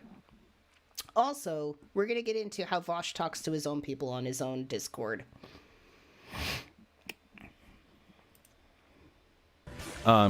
She is a disgusting human being. And that doesn't mean what I did wasn't wrong. It does mean I will never apologize to her. Or outright rewriting history so he could accuse his critics of the most horrible things. When he was doing his, like, apologia arc and, like, laughing and saying that, like, a woman who was a retarded child. He thinks he's so smart that he actively tries to justify for CP, just for fun. It is possible for an adult and a child to have a sexual relationship and for it to have positive outcomes on the child as well. Pedophiles, right, who buy child pornography, would you say they should not be held responsible for doing that? Yes. I would not say that it is unethical for a person to purchase child pornography. Making fun of Asmund for watching the pedo show Dragon Maid. So, in case you didn't catch that, and yes, it is a clip, but I have seen the clips, like the actual videos that is being clipped. Vaush literally has this stance where he does not think there's any good moral argument as to why people shouldn't purchase CP.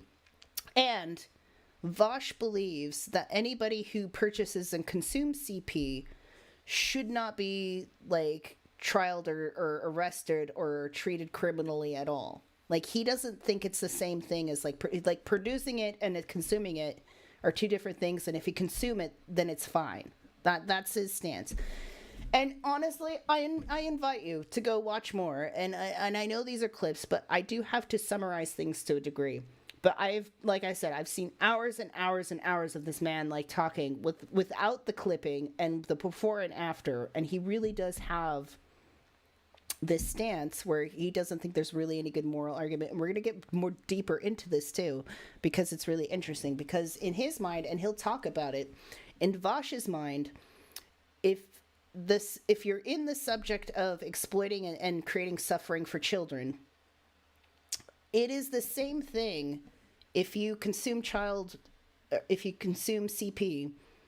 It's the same thing as if you, let's say, for instance, buy a chocolate bar or buy clothing that is supposedly made by slave labor, or like blood diamonds and things like that. So he's trying to equate all of that as like the same thing.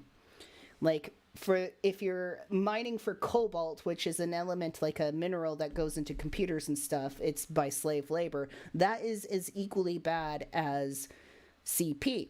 And so for him, he thinks that if you're focused on CP and you don't give a shit that your chocolate bar is possibly produced by child slavery, then you're a hypocrite and you shouldn't talk about it. It's kind of like an all lives matter approach to it. Like, well, you should care about all child suffering and all child exploitation, when it's like, no, we're trying to just focus on the CP right here itself.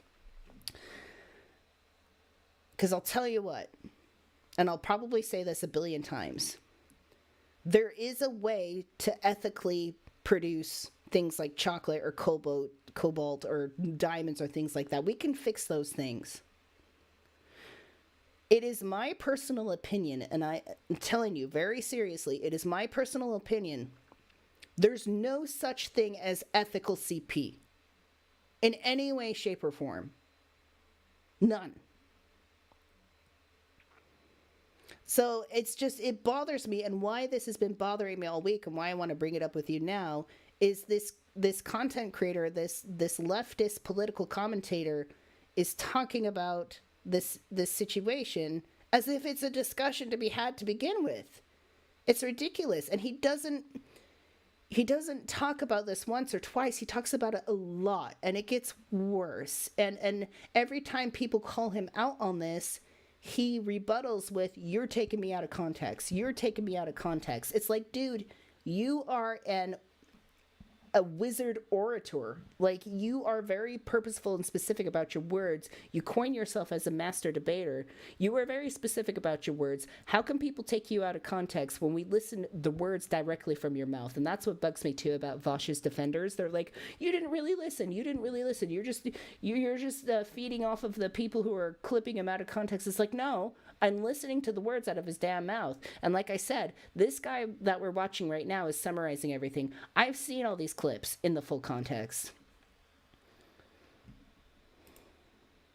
A Dragon Maid, king of pedophile animes. I'm not watching this shit. While accidentally leaking his lolly folder. This is an example of the kind of structure that I'm referring to.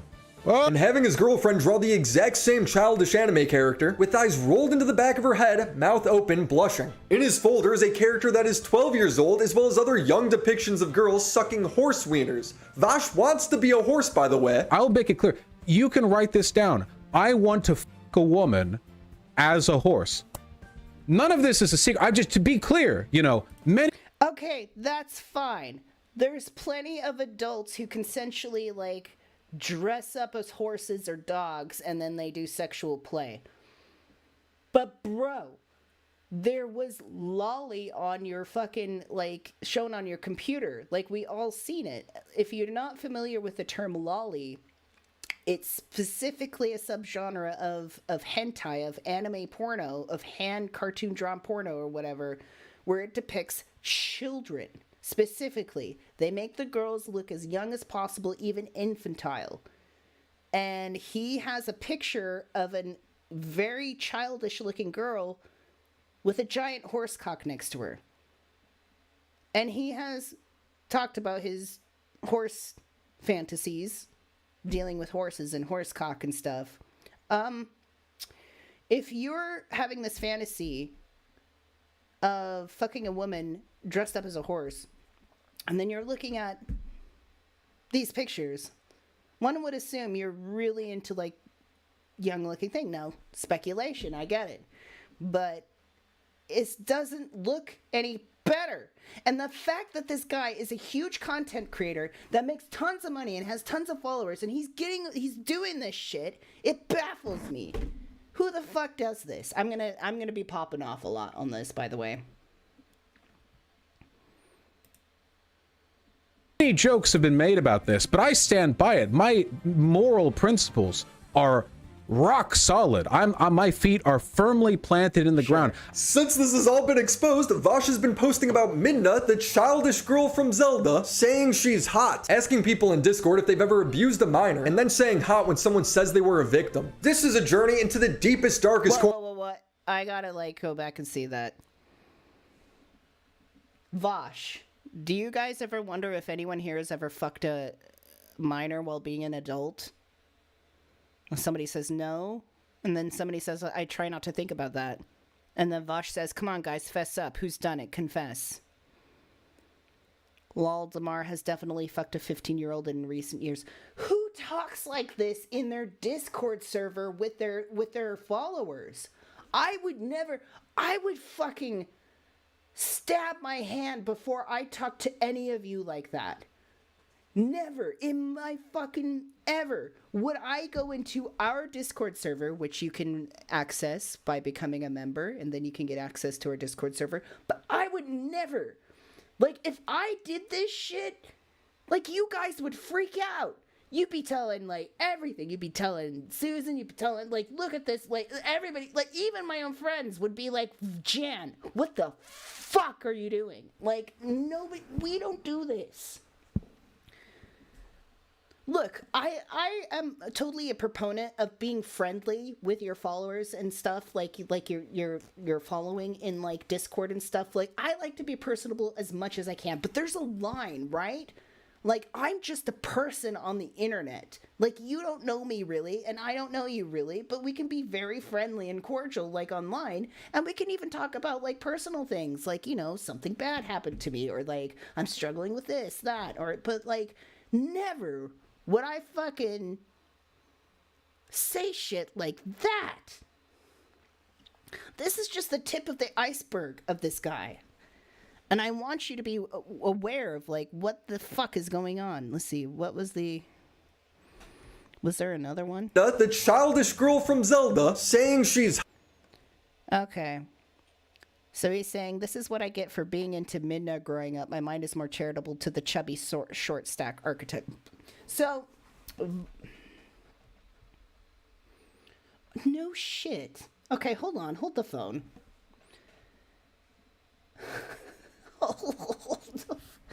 Literally, hold the phone. Laura says, Jan, I was a phone sex operator for 3 years at one time, and this is one of the reasons I quit. The weird stuff some guys were into, similar to this. I did not, like, join in with them, hung up. No shit, you were a phone sex operator? That's awesome. Like, that's fucking, yo, that's old school OnlyFans right there. Like, that's original OnlyFans. Like, that's original, like, e-girl stuff. Like, on the phone. Bro, I could do that. What are you wearing? I'm wearing nothing but bubbles, baby. No, I'd be awful at it. I'd be awful at it because, like, the moment some guy, like, when I'm like, what do you want to do? And if a guy, like, expresses, like, some ridiculous fantasy, I'm gonna laugh in their face. I'm gonna fucking laugh in their face.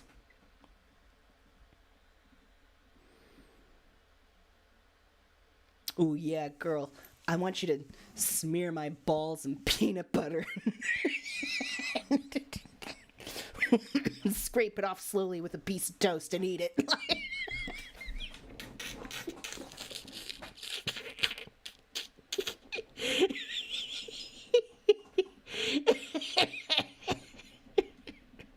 Oh, shit.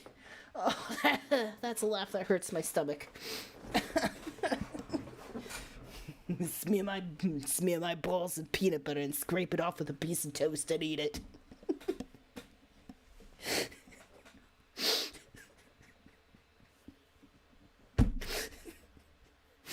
I'm trying to get myself together. I really am.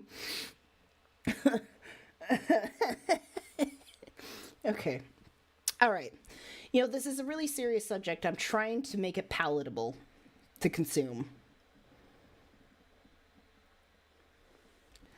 Clip it, clip me. I don't care. Hot. Asking people in Discord if they've ever abused a minor, and then saying, okay, so somebody in his Discord said, I fucked an adult as a minor. And then Vaush says that's unironically hot. The bro got caught with lolicon in his computer, and he says shit like this plain as day in his Discord. And I'm supposed to sit here and expect to just think like, oh, everything's out of context? This is the context.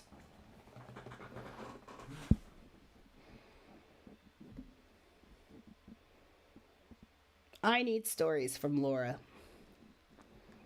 I need story time. Laura, you need to start your own YouTube channel and just do like story time with Laura.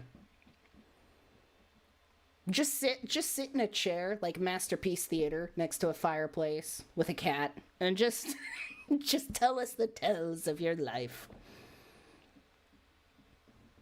Laura really is like the community grandma.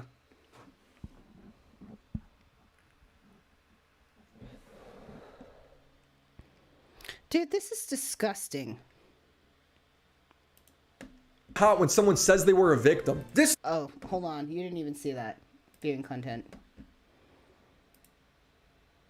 This. So Vaush says, or somebody says in his Discord, I fucked an adult as a minor, and then Vaush says, unironically hot. No. No, it's not. Why do you think that's hot? Why would you ask that? Because he asked earlier, he's like, has anybody fucked a minor as an adult? It's like, why are you asking that? Why the fuck are you asking that? And you expect me to sit here and be like, oh no, it's out of context. Like, that's not... being gaslit here. It gets worse because this eventually involves a trans woman creator who tried to like make this issue about trans people when one of my favorite creators like called them out.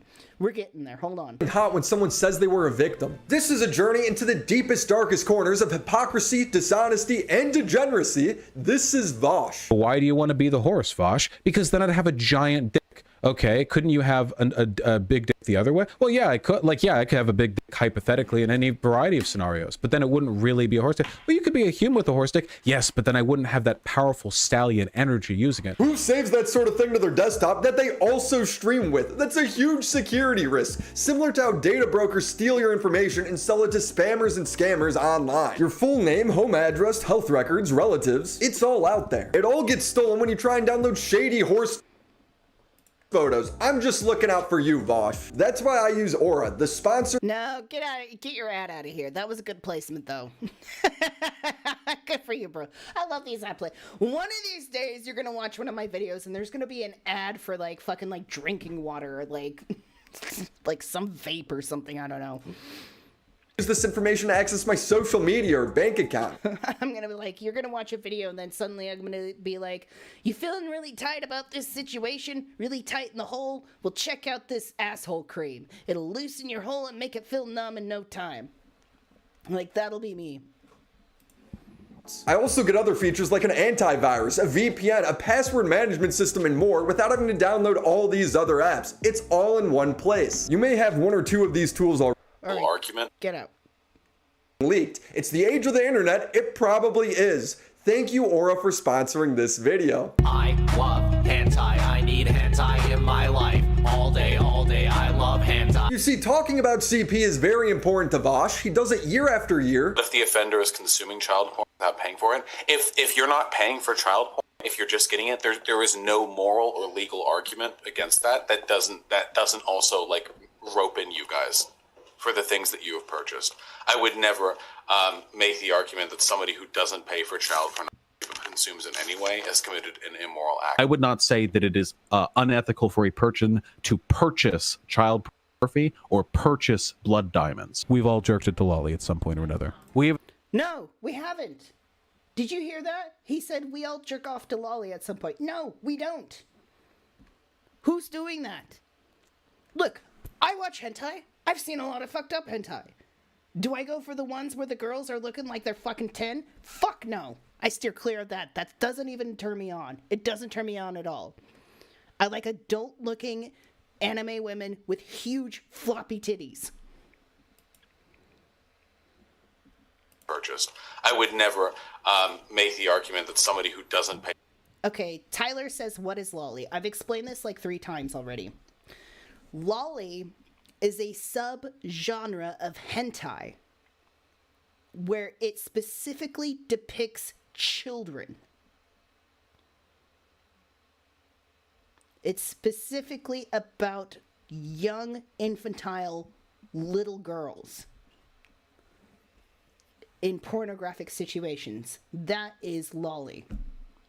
And unfortunately, there's a lot of it in the world. I can't believe I have to explain to you all what that is. And I don't mean that in the sense as if you should know. I mean, like, literally, it's such a weird thing that if you don't know about it, like, and I have to explain it to you, it sounds weird and fucked up. Why does that exist in the world? It's hand-drawn cartoon porn depicting children.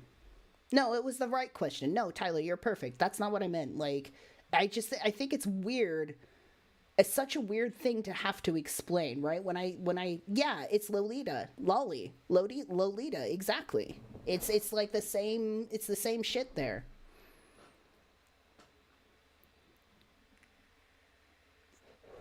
So this all started with Vaush going to right-click and save a photo while he was streaming, and then it popped up his save folder, and there was a bunch of thumbnails of lolly. Or one photo, I guess, but like there's pornographic pictures in there. Yes, I did see the uncensored version. For child pornography consumes in any way has committed an immoral act. I would not say that it is unethical for a person to purchase child pornography or purchase blood diamonds. We've all jerked it to Lolly at some. Okay, this is where I think he's just really bad at making this argument. And he has mentioned it's a bad argument, but he still doubles down on it, so it's like, bro, stop it.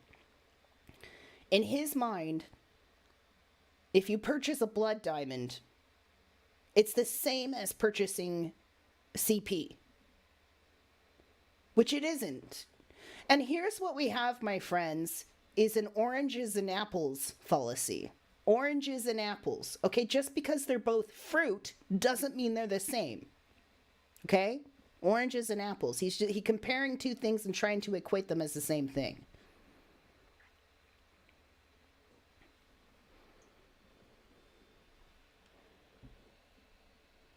So right now he's saying we've all jerked off to lolly at one point. No, we haven't. No, we haven't. Point or another. We have at some point in our lives been going crazy on some hentai site, and we've been stroking as hard and fast as we can, and then after we nut, we go back, look over our history tab, and we go like, oh geez, oh boy. I've never done that. I've never done that. It's pretty distinct. When you watch hentai, it's pretty distinct. Some of these girls looked pretty young. Okay, I don't give a fuck. He's debated Mr. Girl, who was banned for being openly attracted to 11-year-olds. When I remember your review of Cuties, and my problem with Cuties is making those kids do the type of entertainment. I think it's... Does anybody remember that controversial movie that came out on Netflix called Cuties? And I think it was filmed in Sweden or France or something. And it was like of like 10-year-old girls in dance competitions. And like it was a whole movie about like how they felt like they had to sexualize their dances. But like the actual shots of the movie and stuff was like really provocative. And so pretty much it was like a movie where it's like, dude, you're enticing like pedos. Like, you're enticing them. Like, this is a movie where they can just sit and jerk off to. Flower Dragon says, I don't even know what hentai is. Hentai is, you know how there's anime? Like Sailor Moon or Dragon Ball Z or Japanese cartoons. Japanese cartoons. Hentai is what you call the pornography version of that. So it's cartoon porn. That's what hentai is. It's cartoon porn. Hand-drawn cartoon porn. And there's a lot of it.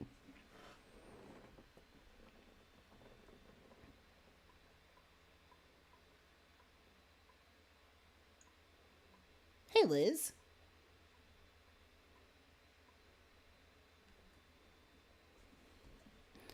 All right, so anyways, they're talking about the movie Cuties. Let's hear what Vaush has to say. Wrong, whether it's legally right. I'm not the free I think speech. it's wrong too. Yeah, I think I said that in the review. Why did you say the girls were attractive? And maybe I misunderstood. Okay. No, because they were. But listen. During the debate, Vaush said that the most popular strip club for men in America would probably be 14 to 17 years old. In one strip club, the strippers are 25, 24, 23, 22, all the way down to infants. Which club is the most popular? Let's say men, straight men are going, and they're women. Culturally, I don't think that we've done anything to appropriately discourage that kind of predatory behavior towards girls.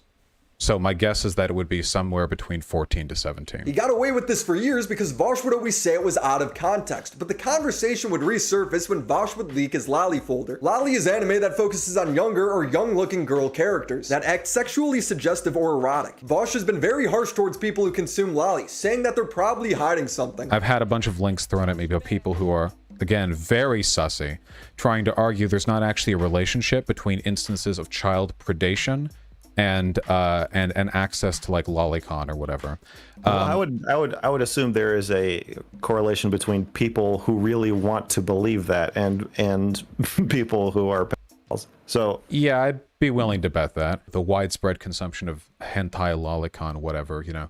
I still think that it normalizes quite negative things, you know. We have at some point in our lives been going crazy on some hentai site, and we've been So on the one hand, he's saying it's not good to watch lolicon, you know, it's not ethical to watch hand-drawn CP because, you know, it leads to other things, but then on the other hand, he's saying like, oh, everybody's jerked off to it. It's not a big deal. I don't give a fuck.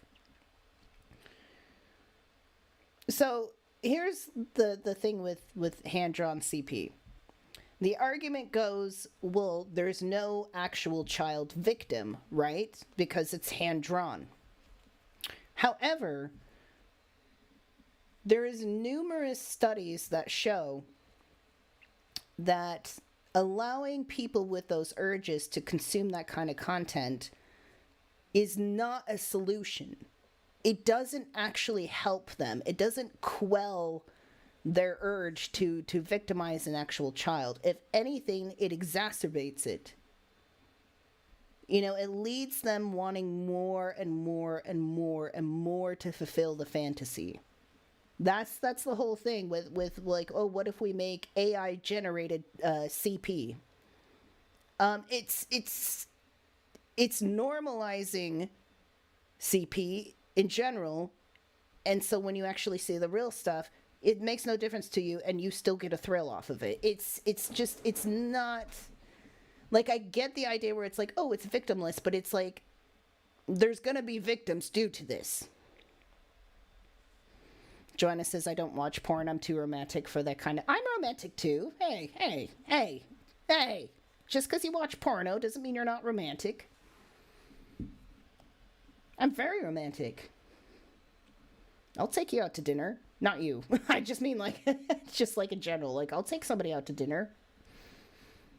I'll smooze them up. I won't kiss on the first date. I won't make any moves until they're ready. You know, I'll be romantic. But... no, I watch the shit out of porno.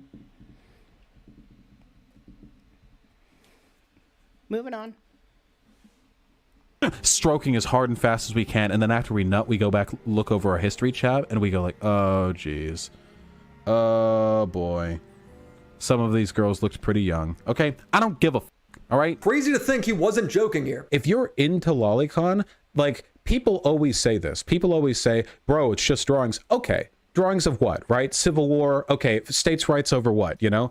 Why are you into that? What elements of that are you into, you know? And I think there's no way to answer those questions without at least being somewhat introspective about the underlying issues. It made people wonder if he was projecting. Suddenly screaming out of context was no longer a good excuse. And Ethan would destroy that narrative. Why is the possession of... So here enters my man Ethan Klein. And this is where I started like learning about this. I had no idea any of this existed until I was watching H3 podcast and they were looking into the situation. And Ethan Klein goes, hey, wait a minute. There's something really bad here. And it's been this war online. It gets deeper.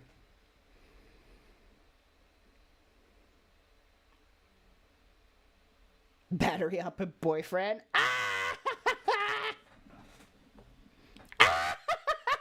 Grandma, no. Child pornography, immoral. Hey, I got my battery operated buddy too. I haven't told you all, like, my new one that I got, my new vibrator was just like, it's like really big, and like the highest setting is so fucking high, like, it's like, like I'm gonna travel dimensions. It vibrates so hard. It's almost too much. Like, I want a new one. Because it hurts people to make child pornography, yeah? Because you have to hurt children to make it. That's why it's immoral. It's not magically immoral. It's immoral because of the harm that is caused by it. So, do we not possess other things that you sound like hurt someone who's people trying to in their rationalize production? child abuse. Like, the argument that I was making essentially is that people are inconsistent in their moral outrage at commodities which hurt people when they're produced. Okay. So people will laugh off cocoa butter or chocolate or or cobalt or other products that we tend to get through a really, really unethical system, but then they're really, really quick to denounce child porn. This man says you eat chocolate and you dare to care about child pornography. That's what his point is, right? Those things can be produced ethically. Mm-hmm. Child pornography cannot. Yeah, the huge difference is one product is a phone where the abuse is taking place somewhere in the raw materials phase. The other one is grown men getting off to pictures of abuse. If you take out the abuse when manufacturing a phone, the end product is still a phone. Whereas with CP, the abuse is the product. It sounds like an argument only a pedo would make. Vaush has been making... Yeah, that's the argument I hate. That's the argument that's ridiculous. He's saying, oh, if, you shouldn't despise CP if you also support like having a phone, having a computer, where minerals that make these items are mined by child slavery. One is not the same as the other. Oranges and apples. Buying a chocolate bar, having a phone is not the same as consuming CP. It's not the fucking same. But in his mind, he's trying to say that it is. It's like I said, it's like that all lives matter approach where it's like, well, all child abuse like matters. So why even focus on CP? I don't know, because it's really fucking terrible and we can. This argument for years. His audience loves it. I stand by that, and I'll continue to stand by that until I hear good. But you believe that some consumerism is more ethical than others, right? Not all consumerism is equal, right? It's not all equally unmoral, right? I would argue that in the sense as to its outcomes, yes, obviously there are some forms of consumption that are less ethical than others. But in terms of what it means for an individual's like ethical state, I would not argue there's a difference. I would not argue that there is anything wrong. And I see somebody disbelief in super chats. I would not say that it is unethical for a person to purchase child or purchase blood diamonds, because I don't see a major difference between that and, again, buying a computer with silicon that was mined up by literal child slaves. This is the supposed context everyone thinks is missing. People don't know where the diamonds come from. People don't know where the cobalt come from. People don't know where the chocolate comes from in most cases. Yeah. In a lot of cases, there is ethical versions you can buy. But like the average person CP is not going to know. Is suffering and exploitation. That's what it is. That's what you're buying. And Vaush still has a phone, a computer. He drinks coffee. If it's all the same to him, does that mean he has actual CP somewhere next to his tax folder? Pedophiles, right, who buy child pornography. would you say they should not be held responsible for doing that? Yes. Really? Even though they're directly supporting child rape? Yeah, I think it's hypocritical. If I because I bought my computer and the silicon in it was farmed in Africa by slaves, if I can do that and that's legal and no one's going to call me out on my shit, then yeah, I have to be consistent in that respect. So Okay, so you admit that you have a computer, you're buying all these items that are, you know, supposedly made from child slavery. At some point they have components with that. To me, it sounds like he's essentially saying, well, if I view CP, then it's no different. Therefore, you know, it just seems like his logic is going to the area where it's sort of justifying that he has viewed CP. And him viewing CP is not something that people are making up out of thin air. Okay. First of all, we saw his Discord messages where he's literally like asking people like, oh, did you ever have sex with a minor? And then somebody said, well, I had sex with an adult as a minor. And he's like, that's hot. Okay. Obviously there's an interest there. And then his folder showed CP. Hand-drawn CP. So when he's sitting here making this argument with this logic, to me, it sounds like he's trying really hard to normalize that people view it and they shouldn't be held accountable. It's almost like he's trying to justify why he has seen it himself. It's projection. I'm getting projection here. And he keeps coming back saying like, no, I'm not into that. Like, no, you're taking me out of context. It's like, how many times can you say people are taking you out of context when they are literally listening to like your words? Like, how many more times can you say that before you realize the jig is up? The jig is up. And unfortunately, he has a large following. And this large following is very quick to defend him. And some other content creators have come out and defended him too. One content creator named Keffels, which I have covered before. She's a trans woman creator. She is the one who took down Kiwi Farms.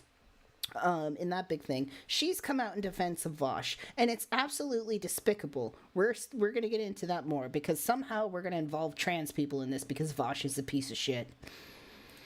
He owns CP. Cool. Boy, you really showed us with that superior moral consistency. Vaush's response to all of this was to say it's all out of context. For those of you who don't know, Ethan Klein and his friends over in the H3 pod dedicated about 2 hours of the podcast to doing like the platonic ideal of a bad faith Vaush is a takedown, including like everything, like 5 years ago, like stuff that's been addressed so long that I mean, I didn't see it. I saw people in my Discord talk about it. I didn't want to watch it myself, partly because funny, he didn't see it. You know what? I saw the entire H3 podcast deep dive into Vaush, and they were very thorough, and they did not miss context at all. At all. Like, they were so fucking good at their deep dive. And he admits right here he didn't watch it. It gets deeper. it would just make me upset. Yes, you heard that right. Vaush is making the argument Ethan took him out of context, but he didn't even watch the stream. Why is it a recurring thing that you get accused of? Well, for the most part, I think it's just because people hate me. I got the impression I got a really bad rap, and I feel like a lot of the stuff that I've said looks pretty bad without context, but the frustration is that I am very presently defending all of it, or adding context, or, you know, correcting deliberate dishonesty. What do Sneeko, Fresh, and Fit, Hassan, and Vaush all have in common? When facing legitimate criticism, they will never engage with specific points. They'll just always vaguely say that you're lying, hoping their audience... Hey, don't be throwing jabs at my man Hassan, okay? Don't you be throwing jabs at my man Hassan. Don't you tie him up with it. First of all, he has nothing to do with this. This guy is just trying to say, like, these political commentators in general, but Hassan... No, don't be throwing shade. Don't be fucking roasting my man Hassan here in the middle of all this, who has fucking nothing. Like, man's catching strays here. I am a proud Hassanabi head, just so you all know. Audience blindly believes them. This is one of those situations where you have to appreciate the fact that I must be pretty great for people to have to lie that much and that aggressively. Wow. Okay, you know, I would get it if, like, there was if it was just like the one time with the folder thing and everybody jumped on him, I would kind of throw him some charity and be like, all right, okay, he was watching some porno, he got into deep, that's fucked up, and if he realizes that and admits, like, yes, that's fucked up, I'm not going to do that anymore, I'm going to get help, whatever, like, that would be fine. But it's the fact that this man constantly is in situations that he puts himself in that are about minors and CP and like this subject. Why is this man constantly putting himself in situations where he's discussing these things? Why? And not just discussing these things, like actively engaging in these things. We see it before our eyes. Like, there's nothing taken out of context here. Like, you could spend hours watching his fucking, like, live streams with the before and after of the clips. It doesn't change anything. It really doesn't. Try to take me down. He is gaslighting. And he does it because he coins himself as like a master debater and like a strong orator of words, very specific about his words, very well spoken, and he is very well spoken, but he's so good at talking about the point all around the issue. Like, he says a bunch of words all around the issue but doesn't actually get to the point. I think it's actually ironically like a horse fallacy, like horse fallacy.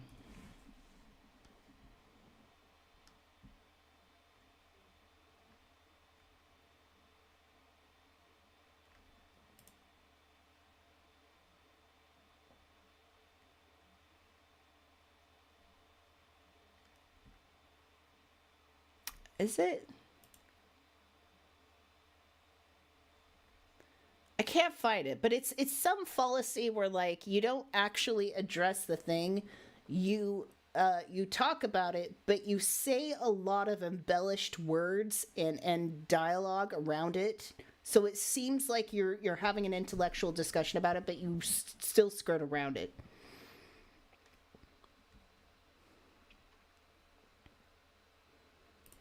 Making up lies to discredit Ethan. I think at some point he was like, as if I would ever be friends with this, which is really disingenuous because the last time we talked on Twitter DMs, he was really friendly to me. Ethan said that I had like a folder full of CP or something. What the fuck? Where? Okay, so Ethan Klein on his podcast called out Vaush for like all this stuff. And Vaush messaged Ethan saying like, you know, stuff like, or he's just saying like, why didn't Ethan message me privately to talk about this? Ethan and Vaush aren't friends. Okay, Ethan and Vaush aren't friends. So it's why, like, it would be like if there was some other, let's just say hypothetically, like there's some other Neogenian content creator that I'm not actually friends with, but I know of. So we're in the same scene. And they do something fucked up and I talk about it and then they message me going, why didn't you call me directly? It's like, dude, I'm not going to call you directly to talk about the weird shit you did. I don't know you. Like, we're not at that level. Where did Ethan say this? I don't remember him saying that. I can't find it in the transcripts, but I guess he did because Vaush said so. Vaush's defense for the lolly in his folder is absurd. I was going to open up an image with right click, open a new window, but instead I did right click, save as, and it opened a folder called to be sorted.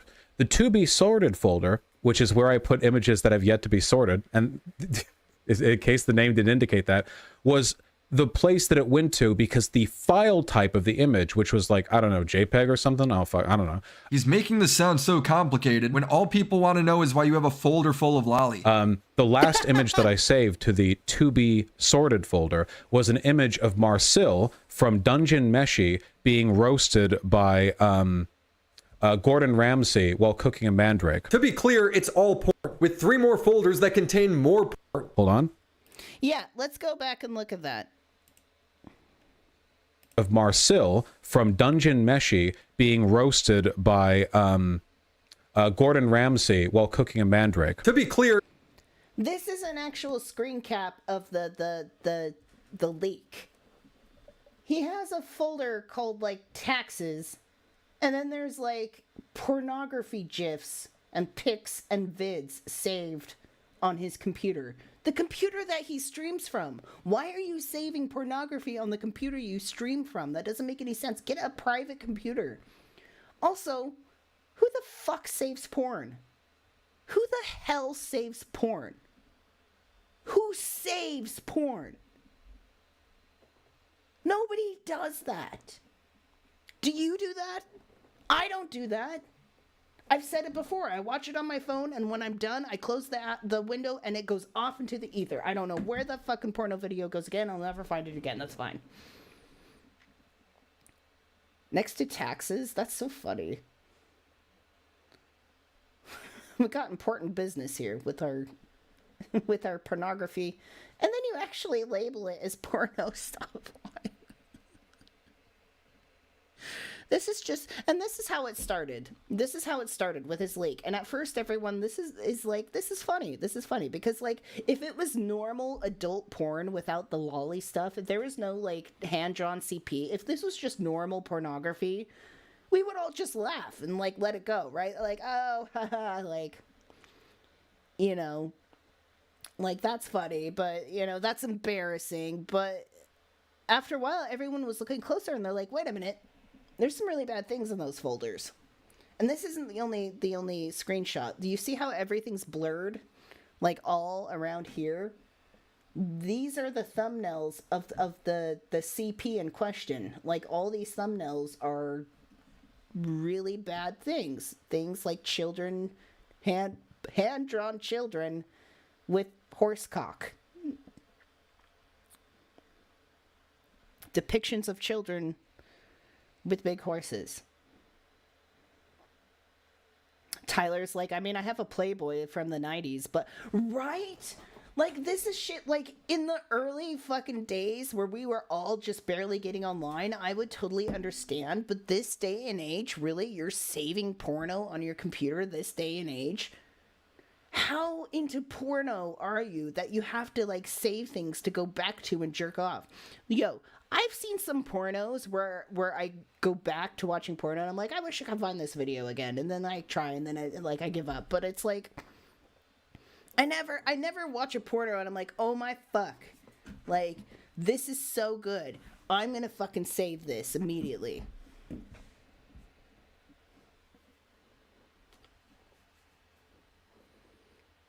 Yo, this is like, he's acting like it's back in the fucking 90s.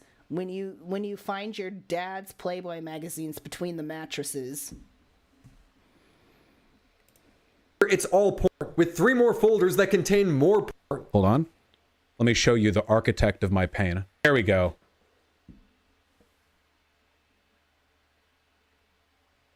It's a good anime, guys, and a good manga. Anyway, I saved that there. This picture isn't even one of the leaked images. He's lying entirely. What I saw was a little... So he was asked directly about the images that were leaked, and he chose to focus on this non-controversial image instead. Dude, that's not what we're asking about. We're asking about the other pictures, which I can't show, obviously. I can't show you because it's so explicit. Like, we can't show it. But I've described it several times. It's a cartoon drawing of a very young, childish girl with a horse cock. I can't believe I have to say that word so many times on my fucking stream. God, this stream monetization is gonna get yellowed. I just know it. It's gonna get yellowed. Anime children getting plowed by giant horses. He thinks he's defending himself, but he's not. Non-pornographic canon images of Rauru from The Legend of Zelda Tears of the Kingdom, which is funny because there are far more pornographic images of Rauru in there than there are non-pornographic images. So? But honestly, Rauru just looks so good that even non-pornographic images feel pornographic to me. Yeah, an innately pornographic character design. It's a goat. Eventually, Vaush's chat would pressure him into addressing the lolly. Of the images that showed, 2 of them were from the same artist. 2 of them, those from that artist turned out to be a lolicon. One of the... So he saved a picture. Some of them happen to be by an actual artist. There's an actual artist out there who draws, like, hand draws child CP. And I think that's fucking disgusting. I think that's fucking putrid. And I don't think they're, like, active anymore. I think, like, their profile got taken down. But, bro, the fuck you drawing that for? 2 images. He's making it sound like there's only 2 pieces of lolly. No, there's tons. There's only 2 from that artist. I can't show to defend myself, nor would I encourage you to go look it up because this is a lolicon artist, so I don't like want to direct you to that, you know? But one of the 2 images from this lolicon artist, okay? To be clear, one of them flatly did not look like lolicon. I'm sorry, you can say it's defensive. I think that's bullshit. I literally went back and looked. The chick is like 6 heads tall. It's a sexualized version of this VTuber's avatar. What the 6 heads tall? What do you mean 6 heads tall? How the fuck tall is 6 heads? What the fuck are you talking about? Made by a famous lolly artist. Okay, so it was this cartoon girl, but the picture showed her with a big horse. That's what it was. And as it says, obviously not the image Vaush had, but it was this character. And now if you look at this character, that looks like a child, right? Does this not look like a fucking child to you? When you look at this character, do you not see a child? I do. So why are you looking at shit depicted like where she's in provocative positions? That's fucking weird. There's plenty of hentai like that doesn't depict young people.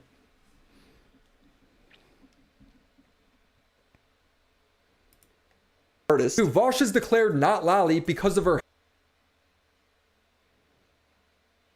height. The other pictures in Vaush's folder are also way creepier. The other one is like a threesome with 2 chicks and a guy. And in retrospect, looking at it, knowing now that that artist is a lolicon, yeah, I can see it. Oh, that's how you know it's real bad. When I looked at it, I think the vibe that I got was like short stack, thick kind of thing. You know what I mean? Like the way like goblins get drawn in porn.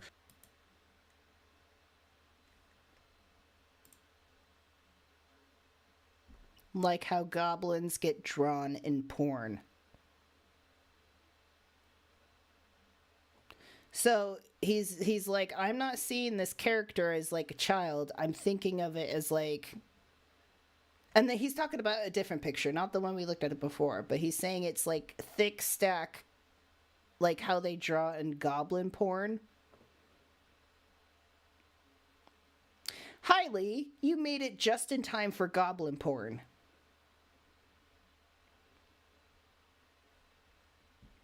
No time to explain. Just get on the bus. Just get on the bus. He says that like his community can. Just get on the bus, Lee. We're not explaining any context. You're just gonna jump right in. Let's go, bitch. Relate. It also doesn't explain the 20 worst photos on his hard drive. Was intended to be a lolly drawing. So like that's how it is, right? It's a drawing, you get it without context. I know that when I saved them because both the drawings have like a meaty dick in it and I'm a huge size queen. Ah, see, he didn't save it because of the little girls. He saved it because of the massive cock on their face. Vaush is innocent. Here's no cock like horse cock. Send your asshole into shock. I was really confused about the amount of horses. I gotta back it up because I realized I'm not like viewing the content. It's where you have to appreciate the fact that I must be pretty great for people to have to lie that much and that aggressively to try to take me down. Making up lies to discredit Ethan. I think at some point he was like, as if I would ever be friends with this, which is really disingenuous because the last time we talked on Twitter DMs, he was really friendly to me. Ethan said that I had like a folder full of CP or something. What the f? Where did Ethan say this? I don't remember him saying that. I can't find it in the transcripts, but I guess he did because Vaush said so. Vaush's defense for the lolly in his folder is absurd. I was gonna open up an image with right click, open a new window, but instead I did right click, save as, and it opened a folder called to be sorted. The to be sorted folder, which is where I put images that have yet to be sorted, and in case the name didn't indicate that, was the place that it went to because the file type of the image, which was like, I don't know, JPEG or something? Oh, fuck, I don't know. He's making this sound so complicated when all people want to know is why you have a folder full of lolly. The last image that I saved to the to be sorted folder was an image of Marcel from Dungeon Meshi being roasted by Gordon Ramsay while cooking a mandrake. To be clear, it's all porn, with 3 more folders that contain more porn. Hold on. Let me show you the architect of my pain. There we go.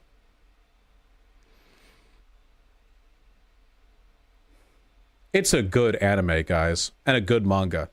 Anyway, I saved that there. This picture isn't even one of the leaked images. He's lying entirely. What I saw was little anime children getting plowed by giant horses. He thinks he's defending himself, but he's not. Non-pornographic canon images of Rauru from The Legend of Zelda Tears of the Kingdom, which is funny because there are far more pornographic images of Rauru in there than there are non-pornographic images. But honestly, Rauru just looks so... Wait, so there's more pornographic images of this character in your folder, but just not the ones that were shown? My man. So good that even non-pornographic images feel pornographic to me. Yeah, an innately pornographic character design. It's a goat. Eventually, Vaush's chat would pressure him into addressing the lolly. Of the images that showed, 2 of them were from the same artist. 2 of them, those from that artist turned out to be a lolicon. One of the 2 images... He's making it sound like there's only 2 pieces of lolly. No, there's tons. There's only 2 from that artist. I can't show to defend myself, nor would I encourage you to go look it up because this is a lolicon artist, so I don't want to direct you to that, you know? But one of the 2 images from this lolicon artist, okay? To be clear, one of them flatly did not look like lolicon. I'm sorry, you can say it's defensive. I think that's bullshit. I literally went back and looked. The chick is like 6 heads tall. It's a sexualized version of this VTuber's avatar, made by a famous lolly artist who Vaush has declared not lolly because of her height. The other pictures in Vaush's folder are also way creepier. The other one is like a threesome with 2 chicks and a guy, and in retrospect, looking at it, knowing now that that artist is a lolicon, yeah, I can see it. Oh, that's how you know it's real bad. When I looked at it, I think the vibe that I got was like short stack, thick kind of thing. You know what I mean? Like the way like goblins get drawn in porn. Okay. The fuck? He says that like his community can relate. It also doesn't explain the 20 worst photos on his hard drive. It was intended to be a lolly drawing. So like that doesn't help. You're like, you know, like how goblin porn is drawn. And the rest of the normies are like, what the fuck do you mean goblin porn? How it is, right? It's a drawing, you get it without context. I know that when I saved them because both the drawings have like a meaty dick in it and I'm a huge size queen. Ah, see, he didn't save it because of the little girls. He saved it because of the massive... Yeah, he just said, I saved those photos because of the meaty cock in it. I didn't save it because of the girls. My man has got like a fetish with big giant horse cock. Cock on their face. Vaush is innocent. Here's no cock like horse cock. Send your asshole into shock. I was really confused about the amount of horses in Vaush's folder. They're all plowing little girls, but I didn't realize it was because Vaush wanted to be the horse. I want to f a woman as a horse. So you want to be the horse banging the little girl. We should have known there was something weird going on when Vaush replaced the Sistine Chapel painting with himself and a horse for his Twitter banner. He has loads of messages over the years about horse cock. People, you know, and this is one of those, like, it's one of those, like, you know, everyone shirks now, but if it... I'm just going to say really quickly, I cannot imagine sitting here and just, like, capitalizing publicly on, like, an estranged, fucked up fetish.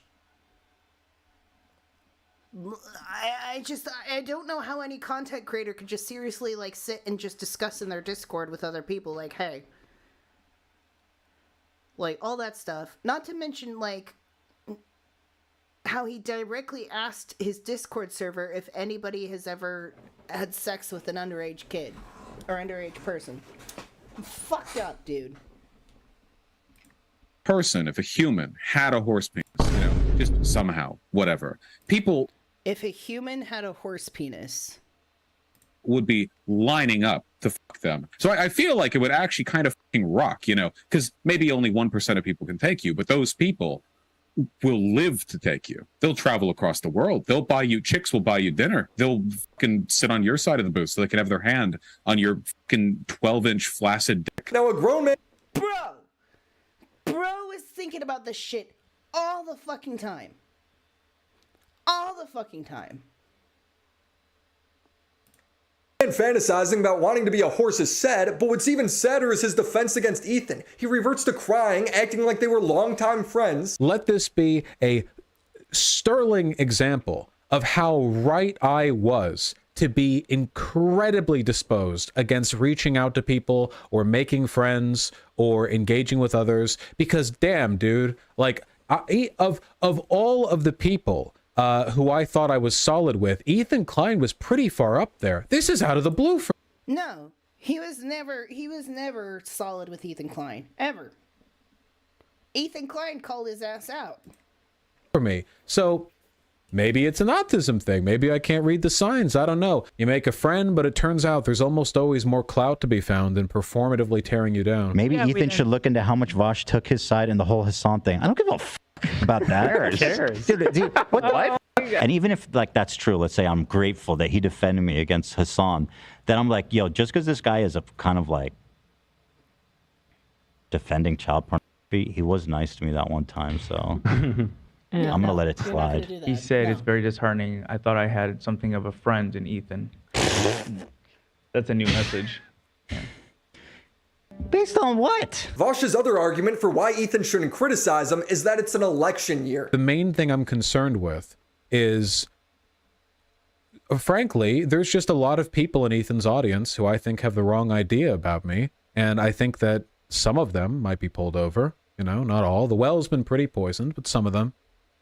And I think it's important to do that, not only because it's beneficial to me from an obvious career perspective, no denying that, but also because it's an election year, you know, all hands on deck. It is going to get bad. Oh, I can't believe this is being discussed about me because it's election year. Bro, you're not important. Yeah, Joe Biden's going to lose the election this year because of Vaush's porn folder. That's why we can't talk about it. H3 would do another live stream addressing every criticism from Vaush and bringing a mountain of receipts to back him up. You'd think Vaush would at the least admit that his CP argument was stupid, but no, he can't admit he's wrong about anything. Vaush's response was to say that Ethan's lying, but never showed how he lied. Caught bits of the stream today, and blood was waffling. You know, this is one of those situations where you have to appreciate the fact that I must be pretty great for people to have to lie that much and that aggressively to try to take me down, you know? I must be pretty cool, actually. Not everyone will agree, of course, but that's why you have to take some time. The whole point of a character assassination is to construct an environment in which any accusations can't really be defended against, right? It wouldn't be much of a character assassination if you could undo it by saying the truth after, right? If that was the case, why would anyone do a character assassination if it could be undone so quickly? It should be that easy. Vaush was threatening to... Okay, bro, but people aren't assassinating your character. They're calling you out for the shit that's plain as day that you've done. Post the DMs from you two. He did post those DMs. They made him look bad. No, they do not. The DMs are Ethan asking Vaush if he wants to come on after Vaush asked to come on. Vaush crying to Ethan about not reaching out first. Then Vaush inviting Ethan on his stream. Ethan accepts it. And then Vaush takes back his invitation to debate. He would post on Discord that he's backing out of the debate because Ethan's acting in bad faith. If Ethan's acting in bad faith, then show how he's doing it. I've done it to many people over the years. He doesn't because Ethan's coming from a sound place. Vaush screaming bad faith is just him begging his audience to dismiss Ethan. Vaush's final defense was to claim that Ethan's making Nazi arguments. All I know is that it's either complete nonsense or fully encapsulated by stuff that we've been debunking for literal years in this channel. There's functionally no difference, at least not, you know, morally or experientially, between this and any other. Okay, pause this, because we're getting plenty of context, but I want to show a clip from H3 podcasts of talking about this. Just so we can get more context, like with what's going on with Ethan and stuff. All right, let's move on. So here he is in his stream that he did on Friday. So at first, surprise, surprise, he accuses me of clip chimping. Clip chimping. For those of you who don't know, Ethan Klein and his friends over in the H3 pod dedicated about 2 hours of the podcast to doing like the platonic ideal of a bad faith Vaush is a pedophile takedown, including like everything, like 5 years ago, like stuff that's been addressed so long that I mean I didn't see it. I saw people in my Discord. This motherfucker already sit there. I could not believe this. And tell me, I'm right out of the gate that he didn't watch it. talk about it. I didn't want to watch it myself, partly because it would just make me upset, and partly because I was getting a haircut at the time. Well, listen, I understand not wanting to watch something because it make you upset, but at the same time, just don't speak on it. if you are going to talk about it, you kind of if you're gonna do a H3 podcast after party. Yeah. What's happening here? Who's dog. chewing on this? Oh, okay, he's done. Psycho. Don't mess with the button, doggy. But like it wasn't even like anything temporal. It was literally just like, fuck this guy. My understanding is that they were even doing like the Tacoma wept jokes and pretending that the Tacoma wept thing wasn't a joke. Like I understand you were trying to be like over the top and silly, but it was still creepy and fucking weird, bro. Oh boy. Like Tacoma just wept, and don't take that from us. Don't gaslight me, bro. I know what the hell you were. You're trying to be like over the top and silly, but you meant what you said, bro. Tacoma wept. He was having. They're talking about a joke Vaush made where somebody was accusing Vaush of like not, being somebody who has sex with other people, and Vaush made a comment like, "Oh yeah, I have sex all the time. In fact, because of the pandemic, I had to delete my whatever that app is for dating that people hook up on." And he's like, Tacoma wept, because he lives in Tacoma, Washington. So he's trying to imply like the whole city cried because he wasn't available for sex anymore, which is weird. Like a heated back and forth. Yeah. That's what spurred that. I think he's lying. He wasn't joking. He told someone to do his research. I fuck all the time. I'm not monogamous. Yeah. He's like, That's no. embarrassing. He's like, they think that everyone in Tacoma actually cried. Like, no, we know that that's hyperbole. Right. That's a hyperbole. I did that too, Wept. literally. Yeah. Yeah. The thing that people pretend to do where they see an obvious joke and act like I'm being serious Shut is a way up. of Dude, you implying were that fucking it's triggered as fuck. like cringy Yeah. or whatever. So if it's reached that level of like indiscriminate shit talking and smearing, then it's obviously not any kind of like pointed criticism. So with that in mind, like what do I even? Why did you make this? Why did you come and do this? Right. If that was your insight on it, but okay. Chatter says, Vaush, you need to watch the podcast for the full context. And here's his response. You should really watch this segment. They didn't just watch the out of context clips; they watched some of the explanations too. No. Pigeon. Jesus. Oh, okay. Leapt across the desk.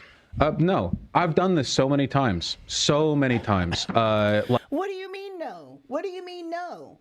You didn't watch it. They told you they watched the whole full context, and you're saying no, they didn't? Gaslighting. This is gaslighting. All right. I'm trying to, there's so much to this. I'm trying to get to the more, parts where, other people respond to the situation. Because there's a lot of back and forth on Twitter.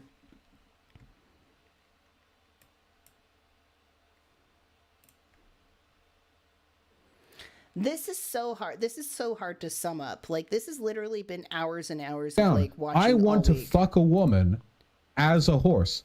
Yeah, hold on. None of this is a secret. To be clear, many jokes have been made about this, but I stand by it. My moral principles are rock solid. Vaush.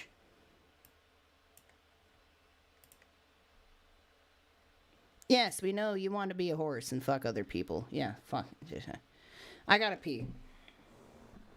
Pee screen.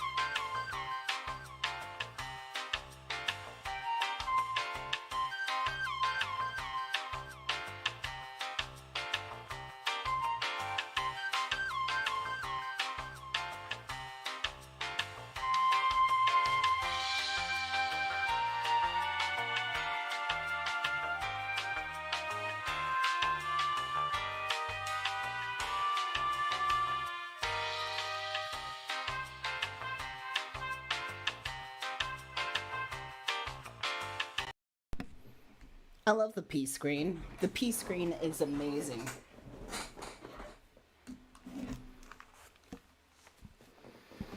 right, so we got the premise. Let's do a fast shoot. So last night, an explosive drama broke out between Ethan Klein of the H3 podcast and political YouTube streamer Vaush. And Vaush looked so bad in this that Keemstar, the guy who has vehemently hated Ethan and Ethan has vehemently hated back for the last 7 years, came out in support of Ethan. So I'm actually going to take captions off because I feel like they cover things, and plus, like, they have to bleep out half the words. This all started when Dramalert tweeted out this clip with the caption, "Influencer Vaush labeled pedo after he accidentally opens cartoon CP while streaming. This is gross." You can see this is an example of the kind of structure that I'm referring to. There was also allegedly horse porn too, according to multiple social media users. Decisive Content responds by saying, "Everyone knows that guy and the rest of his degenerate left-wing streamer pals are pedos." Lucky says, "Okay, so we gonna have him arrested, right?" Exalt Abyss shows the leak, which I am not going to show in this video, and captions it by saying, "Where's the CP?" Frost Pyro responds, "Lolly hentai is considered CP in multiple countries." Exalt Abyss responds, "Can't argue with that." Hakuno Notism tweets out this clip of Vaush and says, "So Vaush tried to defend his porn stash. He unironically uses the 'she was 3,000 years old' defense. The exact thing he said was a pedophile deflection." Okay, so sometimes in this world of hand-drawn CP, you know, the characters have backstories and stuff, and sometimes people argue, well, even though this character looks like a child, it's actually a 3,000-year-old demon in the form of a child body. So it's okay because they're really like 3,000 years old. It's like, no, dude, it still looks like a child. Like, so that's not a defense. Anyway, one of the two images just flatly didn't look like Lolly. I don't give a shit. Like Cope, Diamond, I just don't care. Like disingenuous shit, you know? The other one is like a threesome with two chicks and a guy. And in retrospect, looking at it, knowing now that that artist is a lolicon, yeah, I can see it. When I looked at it, I think the vibe that I got was like short stack, thick kind of thing. You know what I mean? Like the way like goblins get drawn in porn. You'll have to entertain me for a moment on this presumed shared knowledge of how goblins get drawn in pornography. But you know how they're all like thick short stacks, right? That was the vibe that I got because in the image, the girl that's shown has super thick legs. Be more thick short stack. Naywind responds by saying, "I love that his approach is to justify the individual images that happen to be shown. Not only does he do a terrible job of it after his condemnations of others, but his defense is meaningless when we all know he has hordes of stuff saved on his computer that..."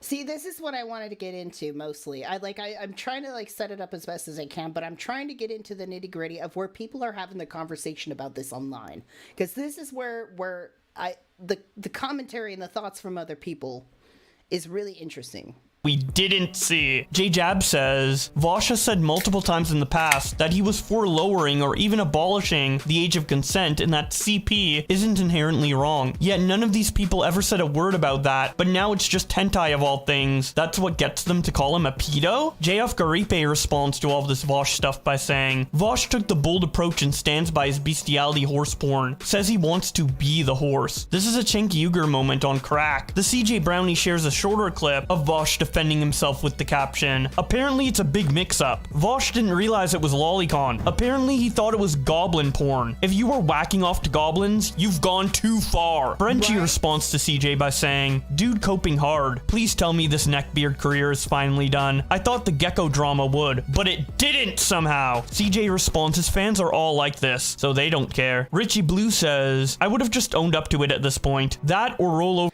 It's true. There's a scene where Vaush made a comment about, like, he was talking about bestiality and pretty much justifying that with the same thing as, like, CP. Like, how can it, like, really be morally wrong? And started making jokes about, because he has a pet gecko, making jokes about putting his pet gecko on his dick. And it's like, dude, why would you say that? Why would you have that conversation, and why would you joke about... That's not even a joke I would make. And I make some pretty fucked up jokes.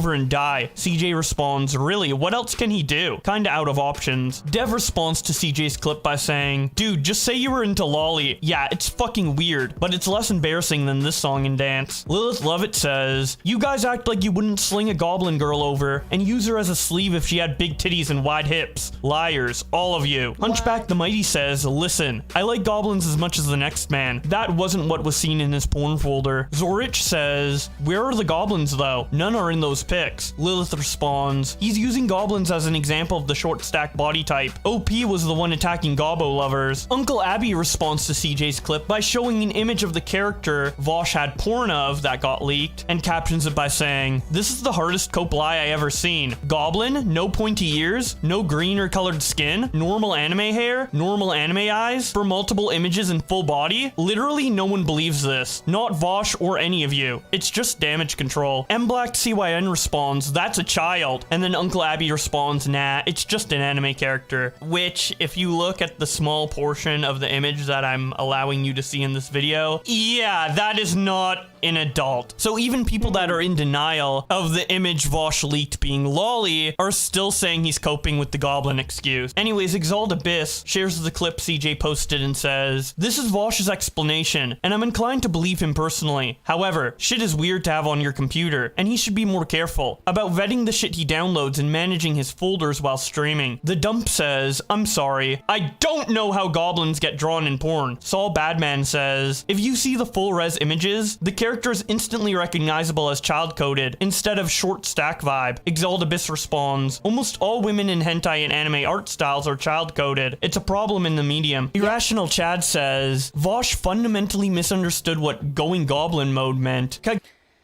Because in hentai, there are like subgenres where it's just like a bunch of weird short green goblins with giant dicks that just like gangbang people. Like it's a weird fucking porn. Gua's Top Gal says, Goku after fighting Vaush's horse lolly porn addiction. Turkey Tom says, the lolicon community is in shambles. So Ethan Klein saw all of this discussion on Twitter around this Vaush leak and decided to go live to talk about it. Here is what he said. The fact that this is drawn is oh my god, these are the images. They found them all. Oh, it's even worse than I thought. Yeah. Holy shit. Okay, whoa, these people are psycho how they figured all this out. That's the internet for you. These are children. Like this photo here of like these are little like girls. Anime, but yeah, so like originally when Ethan was doing this podcast, they were just making fun of him for leaking his porn folder. But then when they were looking at it, as you saw, Ethan's like, "Oh, holy shit. Like these are children. Like this is not good." They look really young. They're all drawings. Look at this one. This one.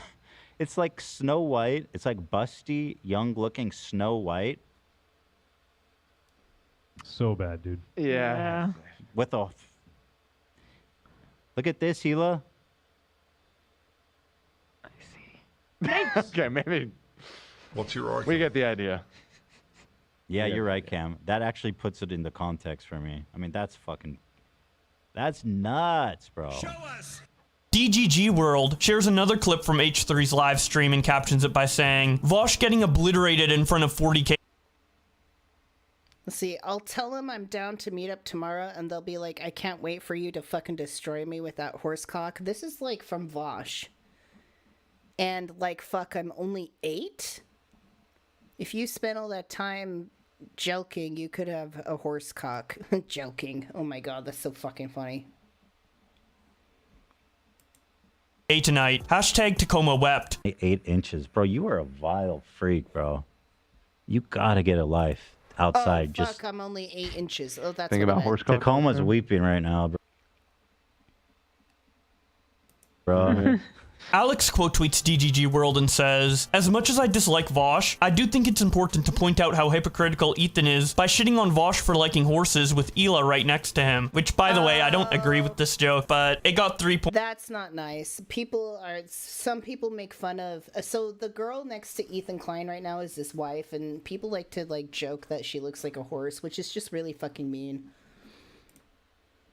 0.8k likes, so. Anyways, Chris the Narc tweets out some Discord DMs from Vaush and captions it by saying, Vaush has been malding and trying to get on H3 podcast right now after Ethan has kneeled on him. These Discord messages start out with Vaush saying, if he wanted me on to defend myself, he probably would have reached out. My illustrious first appearance on the H3 podcast. I've generally been fair to Ethan, I think. I don't fault him for covering drama, but doing this gigantic generic smear piece without reaching out or talking beforehand feels at least a little slimy of him. People really do hate me. I'd reach out if I could. He then responds to someone saying, I really doubt that's a viable avenue of engagement, and failed attempts at engagement just makes me look defensive, really. Chris the Narc also tweets out, Ethan's chat is now waking up, laughing my fucking ass off, showing a live chat from an H3 podcast channel member called Emeraldos, saying, I subscribed to him because of his decent political views, and was hoping his awful CP takes were taken out of context or something, but this in combination with the lolly CP stuff is disgusting. Vaush also reacts publicly on his Twitter to Ethan's stream by saying, yo, if H3 wants to talk, that's totally cool, but you'll have to wait a sec because I'm getting a haircut right now. Tipster says, genuinely disappointed in seeing what H3 did to Vaush earlier tonight. You'd think after everything Hassan's community as well as others in the past have done to misrepresent Ethan, he wouldn't be so quick to do the same to others. Yet here we are. He even used the same out of context clips alt-writers have used to defame Vaush time and time again. Whatever this was intended to be, there is one thing for sure. This was not the move, and it was an extremely bad faith misrepresentation of Vaush.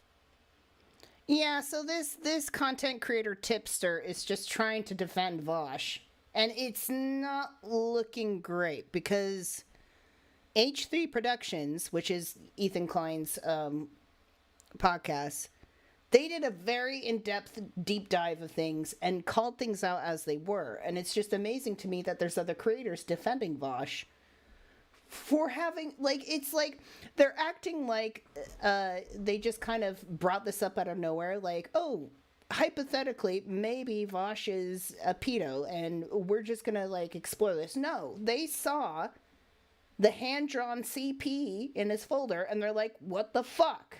And people, I feel like, get this like mixed up and they don't keep this in their mind and they just go back to the, well, let's see Vaush try to like talk himself out of like why this wasn't a big deal. It is. And it's not just this. It's the fact that Vaush has constantly had sexually deviant conversations with his followers and other people to the point where like he was questioned before all this came out. People were really concerned about like his behavior before this leak of his porno.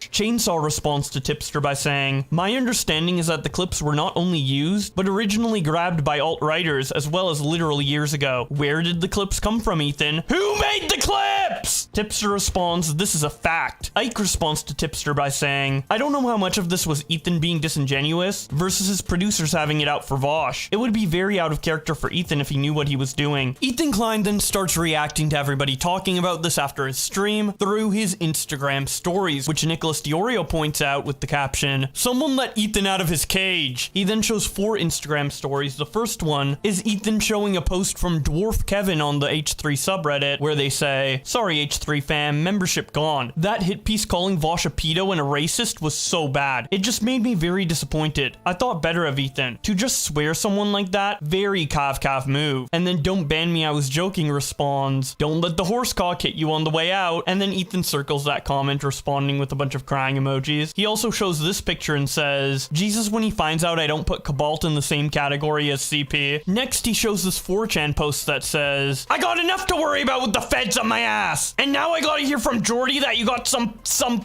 fucking Japanese kitty porn? Save on your fucking computer? Tone, they're just a drawing. Shut up! Tone, she's actually 900 years old in the story. Shut up! And then this last Instagram story is Ethan responding to a comment saying they're no longer gonna watch him by saying, found the lollipop. Since that tweet from Nicholas Diorio, H3 has posted more about this on his Instagram story, like him showing this comment from Cats for Comms, where they say, the argument is not, many commodities are obtained badly, therefore you should be okay with CP. It's, we should not be okay with obtaining everything else in a harmful way. I think justifying the product is a good to society for the other commodities is pretty weird and cruel. Just agree that obtaining things in a harmful way should not be done at all. If that means you can still obtain cobalt, but there is no way to produce CP at all, great. Nobody disagrees. No CB and ethical cobalt. That's the world we want. Ethan then responds with 6 camera emojis and says, our clear position is that they don't belong in the same category. I am right and you are wrong. Good day, sir. He also shows this post on the H3 subreddit that says, to all the Vaushites having a history. Yeah, so Ethan is calling Vaush out for his comparison. Like, if you buy a bar of chocolate and that chocolate was, like, harvested by, like, child slavery, that's not the same as obtaining, like, CP. And Ethan is like, one is not the same as the other. Apples and oranges. I'm right, you're wrong, goodbye. Fit in unsubbing. Bye. He then shows another post from his Reddit that says, why are we not talking about this for Vaush? Why does he have a porn folder open on the same PC that he streams on? Is he stupid? The Bingus responds yes. Solid State Estate responds yes. Invalidly Genda responds yes. Different Eb78 responds yes. And Lapdopper responds yes. Ethan then shows this comment from his Reddit where someone called G Palin says, damn, it's almost like it's never been a mystery and last night's show was basically a hit piece. And then Elaine Christian responds, I know about the Vaush horsecock stuff way before you guys. Okay, weird flex. You want a cookie? And then Ethan reacting with a bunch of crying emojis. Ethan shows this meme from... Yeah, like, you're a fan of Vaush and you know he constantly talks about horsecock. Like, you're like, I knew about this way before you all brought it up. But, like, that's a weird flex. Outlaw Smith, where he says, according to Vaush, you decide, showing the red pill as no CP and no cobalt, and the blue pill as CP and cobalt. But of course, the most important Instagram story that Ethan posted in regards to all of this was his response to the tipster tweet that we read earlier, where he says, cheers, my horse, love ya, no pedo. I tweet this out onto my timeline, and then Keemstar responds by saying, pains me to say this, but W Ethan. Nicholas Diorio says, we forgive Ethan Klein. And then Keemstar responds, honestly, right now, I do. He's a parent. He understands the sickos need to be stopped. Just a Worm quote tweets me and says, another tipster W, showing tipster rejecting the idea of keeping quiet and staying out of drama, and approving of defending Vaush's lolly horse porn collection and getting publicly destroyed by Ethan Klein. Josh responds to Ethan's post by saying, I love watching these nasty, terrible people gnaw at each other. Tipster responds to Ethan by saying, I see Ethan was a big fan of my criticism. Lol. Alex Getman responds, Jesus, here we were thinking he could do good. What the hell happened? He was on a roll and then out of nowhere, he spreads misinformation and slanders people. Punish Jake 2 says, what an actual loser. Now anyone who disagrees with him on this is just a pedo. Very normal. Tipster continues tweeting about this when he says, I gave the most lighthearted criticism and his response was to insinuate to his audience that I'm a pedo? Faux reals? Keffel's response to Ethan reacting to Tipster by saying, I'm disappointed in H3H3. You had me on your show and called me a hero for fighting against an alt-right stalking form that made multiple people kill themselves. Now you are using out-of-context clips sourced from the same website to attack people. Do better, Ethan. I really like you. You are a good person, but the way you are treating Vaush is fucked up and... Okay, so here's kind of like the last bit that I want to get into with this conversation that pisses me the fuck off. This girl, Clara Sorrenti, aka Keffels, is a trans woman creator, and she decided to just randomly jump into this conversation and defend Vaush. And the way she defends Vaush by just including trans people disgusts me to no fucking end. Beneath you. And then H3 responds to Keffels in another Instagram story where he says, who the fuck are these people riding, pun intended, for pornographic drawings of a horse fucking child? Am I losing my mind? Tipster responds to H3's response to Keffels and says, yes, H3, you are losing your mind. You are being extremely bad faith and everyone is calling you out for it. After all the genuinely good takes you've had over the past year, we expected better from you. Keffels responds by saying, hey H3, you didn't address anything I said. I'm not pro lolicon, and if I thought Vaush was, I wouldn't defend him. Can you please have a discussion about this instead of of putting me on blast? To your 2 million Instagram followers and pedo-jacking me? This is gross. Ethan, I know you are seeing this even if you don't respond. I defended you while you were having a meltdown over the stuff with Hassan. People gave me shit for it. All I'm asking is for you to show some charitability to those who showed it to you. I'm not your enemy. Mood Article tweets Keffels and says, seeing some of these leaks and the footage attached to them, even with context, is an incredibly bad... Okay, so there was a part where, you know, Ethan Klein was pretty much saying everybody who defends Vaush and is a fan of Vaush is crazy. And it's really concerning, like their interest in defending Vaush with this. And so Vaush, in a response that Keffels supported, Vaush says, oh, Ethan Klein says that me and my followers are pedos. Well, most of my followers are trans. Therefore, Ethan Klein is saying that all trans people are pedos, which is totally not even part of the conversation and totally fucked up to bring in. And who came to that aid? Keffels. Keffels, a trans woman, was like, yes, Ethan Klein is using trans people against Vaush. It's like, bitch, nobody even brought up trans people. Nobody's pedo-jacking you. Nobody's putting a jacket of pedophilia on you.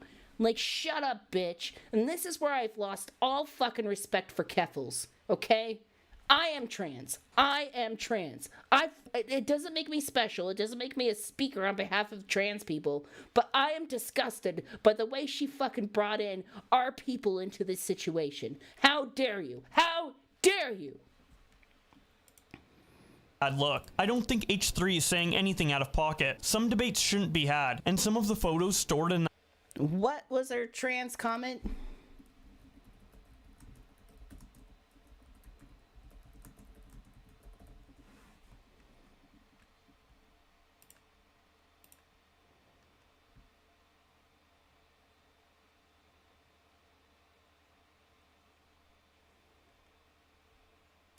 Oh, I'm going to put that in another thing.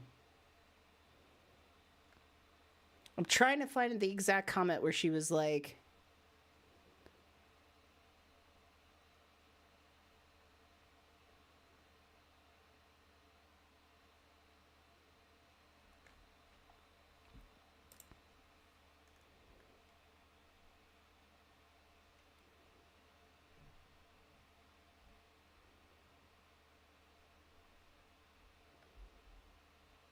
I can't find it right now, and I don't know why this guy isn't showing it.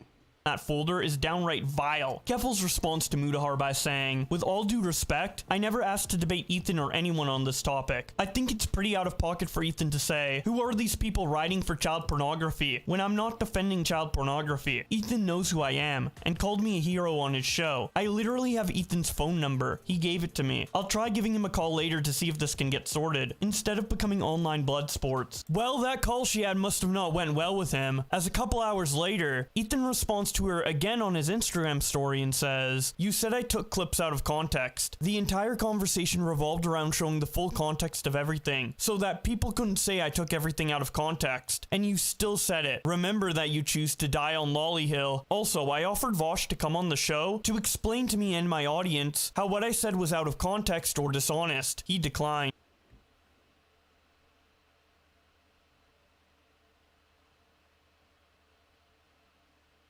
Oh, here it is. Okay, I found it.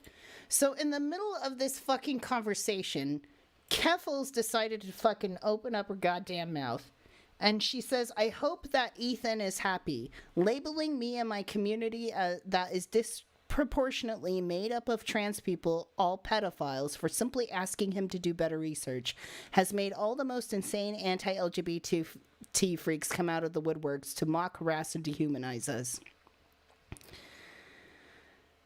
At this rate, he can repair the bridge with Jordan Peterson. They both sure love to spread groomer libel against queer people. Okay, so Ethan is calling out Vaush, a straight, I don't know if he's completely straight, but a cis male. So a cis male. Vaush is not trans in the slightest. Okay, he's just a cis guy.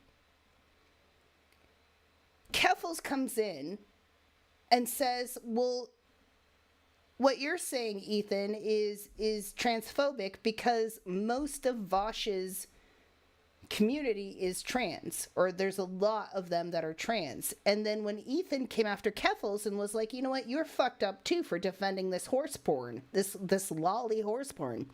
And Keffals is like, well, my community has a lot of trans people, so you're clearly attacking trans people. And this is where I am pissed. Keffals inserting this bullshit in here. Fuck you, bitch. Like, seriously, like, it angers me so much. We have enough problems, and you're gonna weaponize this shit just because you don't like what Ethan is saying about Vaush, because Vaush is your friend and you have to defend him. Like, fuck you, bitch. Fuck you. And you know who said something in response to Keffals? ContraPoints. ContraPoints. The fucking Mother Mary of trans creators, who is also a trans woman, trans creator, came forward in response to Keffals and said this: using bogus transphobia accusations to defend a cis man's public consumption of sexually explicit childlike images is unbelievably harmful and egregious. Okay? Totally. And at the bottom, she says, that's all I'm going to say about this. Yes, the video is coming. She's not making a video about this. I think she's talking about a different video. But, yeah, ContraPoints is coming out and being like, Keffals, you fucking suck. And ContraPoints, at this point, blocked Keffals on Twitter. Completely blocked her. Was like, you know, I'm not fucking dealing with this. It's fucking disgusting. So go fucking ContraPoints. ContraPoints, who is like the Holy Mother Mary of like controversial issues and talking about like different sides. Like she has, like, as Ethan actually said today, she has spoken. Once ContraPoints speaks. Anyways, so here we go, talking about this. Ethan actually invited Vaush onto his show to speak, and Vaush declined. And then Vaush asked Ethan to come on his show to talk about it, and Ethan's like, okay. Declined again. So there, and it's interesting because Vaush coins himself as somebody who loves to debate, okay? He loves to debate. He's always up for a debate. So it's really sussy when the man who loves debating is backing out of this. Also, what the fuck is pedo jacketing? Why do you guys have such weird ass expressions for everything? And how often? This is what Ethan is saying about pedo jacking. It's kind of true though. It's kind of true. Like there's some of these like content creators who are so chronically online, like they have their own language. There's nothing wrong with making up words, but it doesn't mean that they don't deserve criticism. Are you being accused of being a pedo that you need a nickname for it? If the jacket fits, you must not acquit. He then shows Vaush in a jacket that says pedo and says, is this pedo jacketing? And then in brackets, not a real photo, obviously, showing that it's like AI generated or whatever. Now with the term pedo jacketing, I haven't really heard it either. As you guys know who have watched my channel for a while, we do a lot of Twitterversus episodes on pedophiles, and despite how many videos I've made on the topic over the last 5 years, I haven't heard of pedo jacketing and don't even know what it means. But anyways, reading a couple more Keffals tweets before she decides to delete all of them, Keffals responds to Hassan streaming about her by saying, very cool. He's now putting me on blast saying I want to debate the ethics of child pornography. This is toxic bad faith drama mongering trash. I'm not even a debate streamer. Hassan did more debates than me last year. It wasn't even 2 months ago he was attempting to get Elon Musk on his stream to epically debate him. Keffals makes another tweet about this when she says, it shouldn't be acceptable for people who are supposedly leftist or progressive to pedo jacket trans people. We are already the target of that by the right. Incredibly disappointing to see from people who should know better. Tipster then tweets out this clip with the caption, nobody was talking about trans people, you dumb bitch. And you know what? I know it's very harsh language, but what she said was just so fucking unbelievably dumb and unhelpful that I am going to come out and say she's a dumb bitch. Damn it, Vaush! None of this would have happened if you would just watch porn on your phone like a normal person. Watch on your phone and never save. Ever! Lol. Keemstar shows these tweets from Tipster and says, Vaush accidentally showed a folder on his PC that had cartoon child porn. Tipster, watch on your phone and never save. Then Drama Alert responds to Keemstar by saying, log Vaush and Tipster up now! Tipster responds to Keemstar by saying, I guess Keemstar didn't learn shit from the lawsuit he lost against Def Noodles over falsely suggesting he was a pedophile. Tipster also tweets out, remember all those times Ethan Klein called out Keemstar for falsely accusing people of being pedophiles? I sure do. And man, it's quite the hypocrisy to see Ethan pedo-jacketing others right now. Rules for thee, but not for me, eh, Ethan? Augie RFC says, Tipster should not have... So, Lee says, this seems like a huge deal, but it's a bunch of internet people arguing. They all just happen to have, like, large followings. And this is where I'm concerned. This is why I'm bringing this up. This is why I'm bothering you people with this, okay? I spent all week watching this shit, and I really had a hard decision to make today whether or not to bring this shit up on my stream. And the reason why I finally decided to bring this up on my stream is because there's so many, like, creators involved with this that I want you all to be aware of who the fuck you're watching. Be aware, okay? Vaush has some really good political takes sometimes. He has some really good things to say. But if you get involved with people and you start putting them on a pedestal and liking them, and this shit happens, like, you gotta keep your wits about you. You gotta keep your reason about you. You do, and this is why I wanted to show you people. You gotta be careful what content you consume, even for me. Fuck, be careful about me.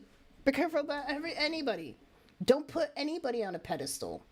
Don't put yourself out there and defend anybody for anything unless, you know, just because you don't want that person to look bad. Vaush looks bad. He looks bad. And all these other content creators that have a large following are defending him. That's concerning to me. It's concerning to me that everybody's blowing up over this one guy who has obvious evidence against him for consuming CP, and they're defending him. It's crazy. It's like everybody's fucking gaslighting No, you didn't see that. No, Vaush isn't into CP. It's like, yes, he is. We see it plain as day. Why the fuck are you And this is what we're saying, is they're dying on Lolly Hill. They're dying on the Lolly Hill. Like, they're fucking defending cartoon images of children being fucked by horses. Like, are you fucking kidding me? And Keffels has the goddamn audacity to bring trans people into this. Don't bring me into this, bitch. Don't bring me into this. I know what's going on. I get the context. I don't feel targeted as a trans person because of this. So fuck you. Children. Keemstar also tweets out this clip with the caption, Vaush needs to be put down in Minecraft. Stuff is this or that, okay? I'll make it clear. You can write this down. I want to fuck a woman as a horse. None of this is a secret. To be clear, you know, many jokes have been made about this, but I stand by it. My moral principles are rock solid. My feet are firmly planted in the ground. I've got my boots up. Elise. They're planted firmly. You cannot move me from my position. This isn't a secret.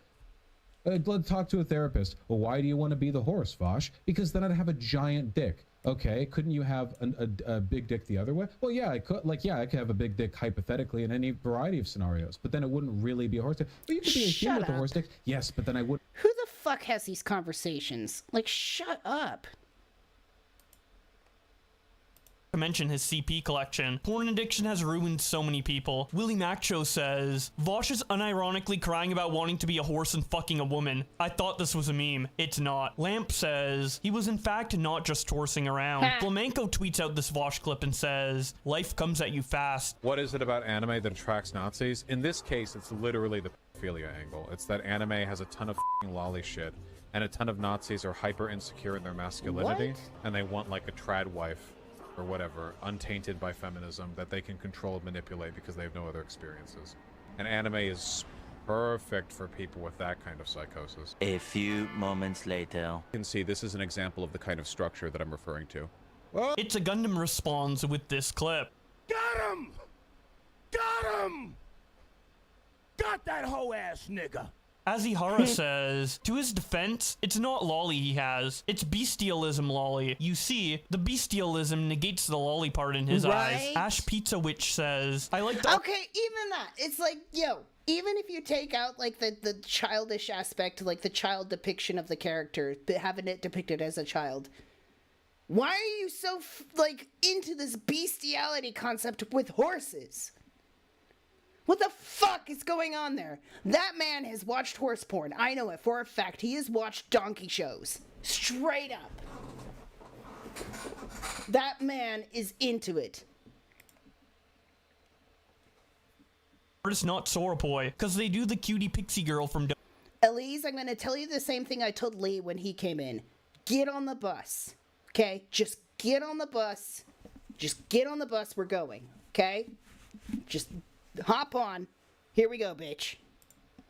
Dota 2. But those others are absolutely lolly hentai laughing my ass off. He's admitted he's molested his lizards and argued to lower age of consent countless times. Yo, Vaush literally, like, joked about putting his geckos on his dick.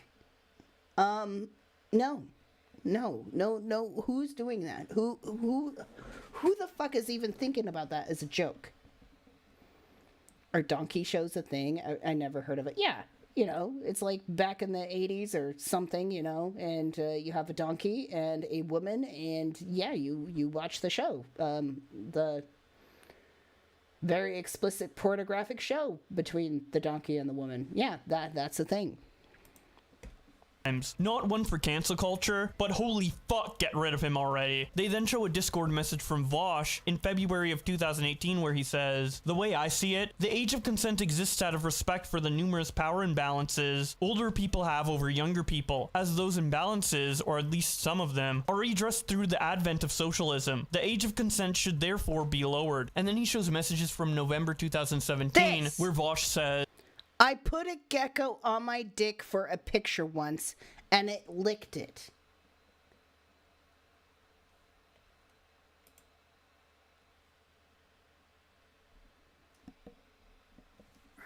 Loppy, I need my rational support unicorn. I need my rational support unicorn. Loppy, help us. Loppy. What do you think about this? Do you think people should be putting geckos on their dicks? No, Loppy's freaking out. Loppy, it's okay. Loppy, you're fine. Loppy, just sit over here. Loppy, it's fine. It's okay. Loppy's too upset. Even Loppy the rational unicorn is just had enough of this. I put a gecko on my dick for a picture once and it licked it. Yeah, consent is irrelevant for animals. Even pets get no say in being locked up, taken away, fixed, or euthanized. I don't think bestiality should be a crime. Consent, okay, out of Vaush's mouth, out of his words, Vaush says consent is irrelevant for animals. Even pets get no say in being locked up, taken away, fixed, or euthanized. I don't think bestiality should be a crime.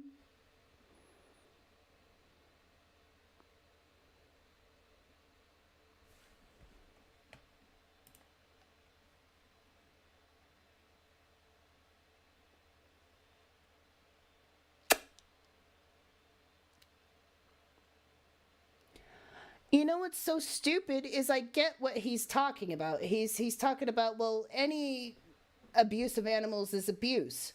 But it's like he's using that to his advantage. He's like, well, animals are being locked up and euthanized anyway, so what does it matter if I fuck them? That's exactly what his point is. I ain't taking that out of context.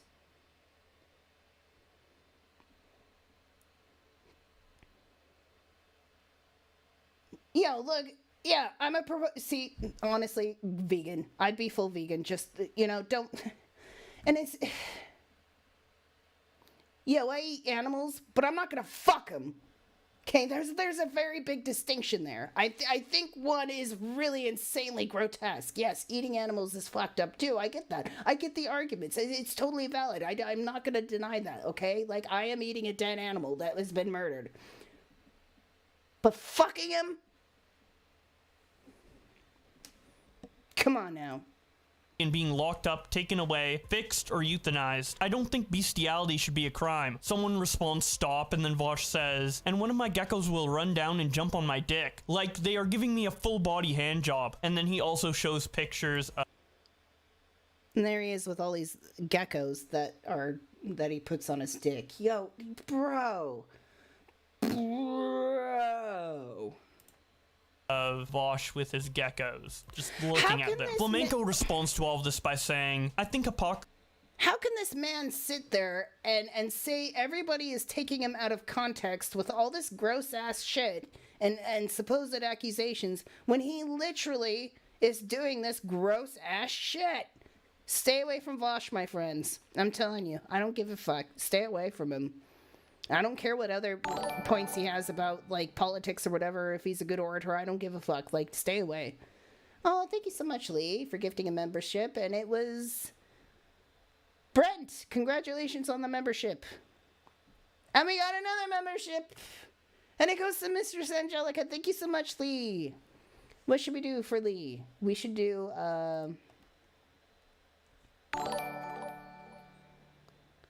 Let's do some loppies. Let's do some loppies. Some rational support unicorns.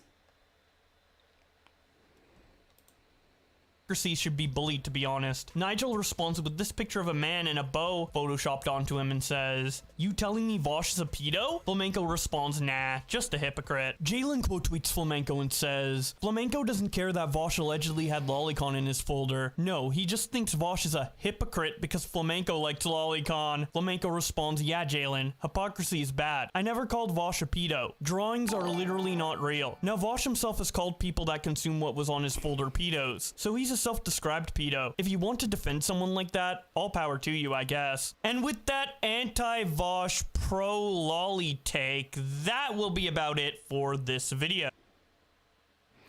So there's actually 2 more videos of like conversation about this. But so this is the last video I'm going to show you on this situation. And this video is from the perspective of somebody who really likes Vaush. And I want to show you because I want you to listen to their line of reasoning and their line of just thought in this. Hello, and everyone. I think it's really important.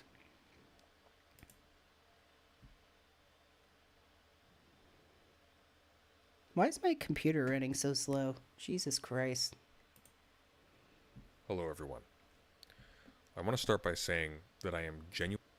Let me put on subtitles because this guy has some good points, and then we're gonna get into the Maggot story, and then we're gonna end the night. Hello, everyone. I want to start by saying that I am genuinely saddened to have to make this video. I'll explain by the end why I feel I have to make this video, but I'm going to try to keep it brief.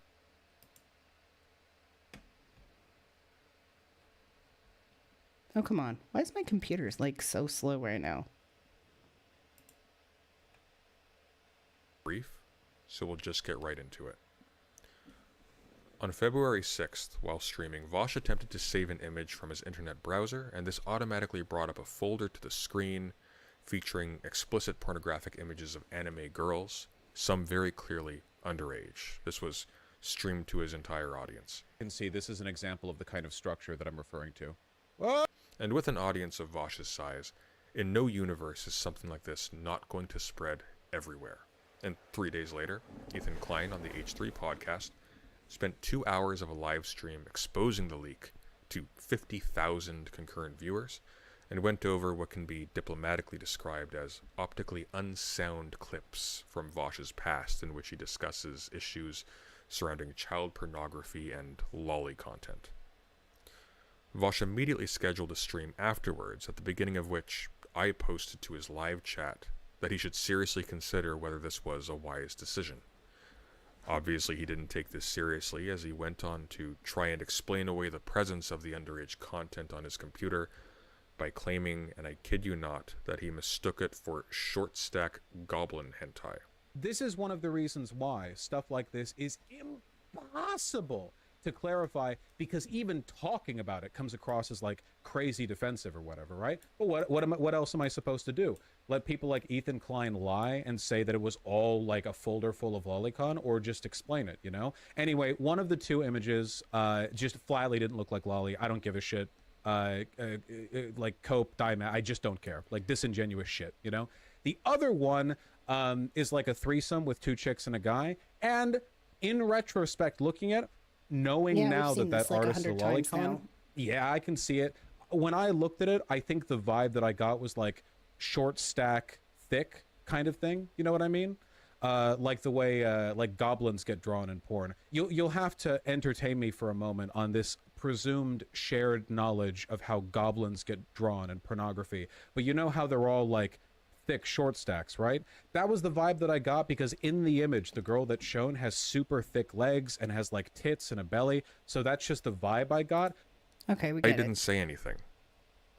I mean, I watched the back and forth. Wait, hold on. Let me back it up a little bit. Reminded of, obviously knowing that it was intended to be a lolicon. Talking is so really like important. that's how it is, right? And I didn't say anything. I mean, I watched the back and forth between Ethan and Vaush on stream. I even criticized Vaush and Ethan when their arguments were bad, and most of them were, but I didn't do what I normally would do and make a judgment. I didn't condemn Vaush. I didn't believe he was that person. So I waited for Vaush to say something else, something that would fix it. I don't know what I was hoping Vaush would say. I guess I really was just hoping for some explanation. And even when he gave one, and it was completely unconvincing, I still waited. Because people often say stupid things when they panic, things they later go back and correct when they've calmed down, right? And some people, when faced with something awful, wait, like me, hoping for an explanation that will make things make sense in a way that makes the awful situation go away. I don't know what I was hoping for. I can't fathom now what he could have possibly said. In retrospect, maybe there wasn't really anything that he could say that would make any of this better. But I waited.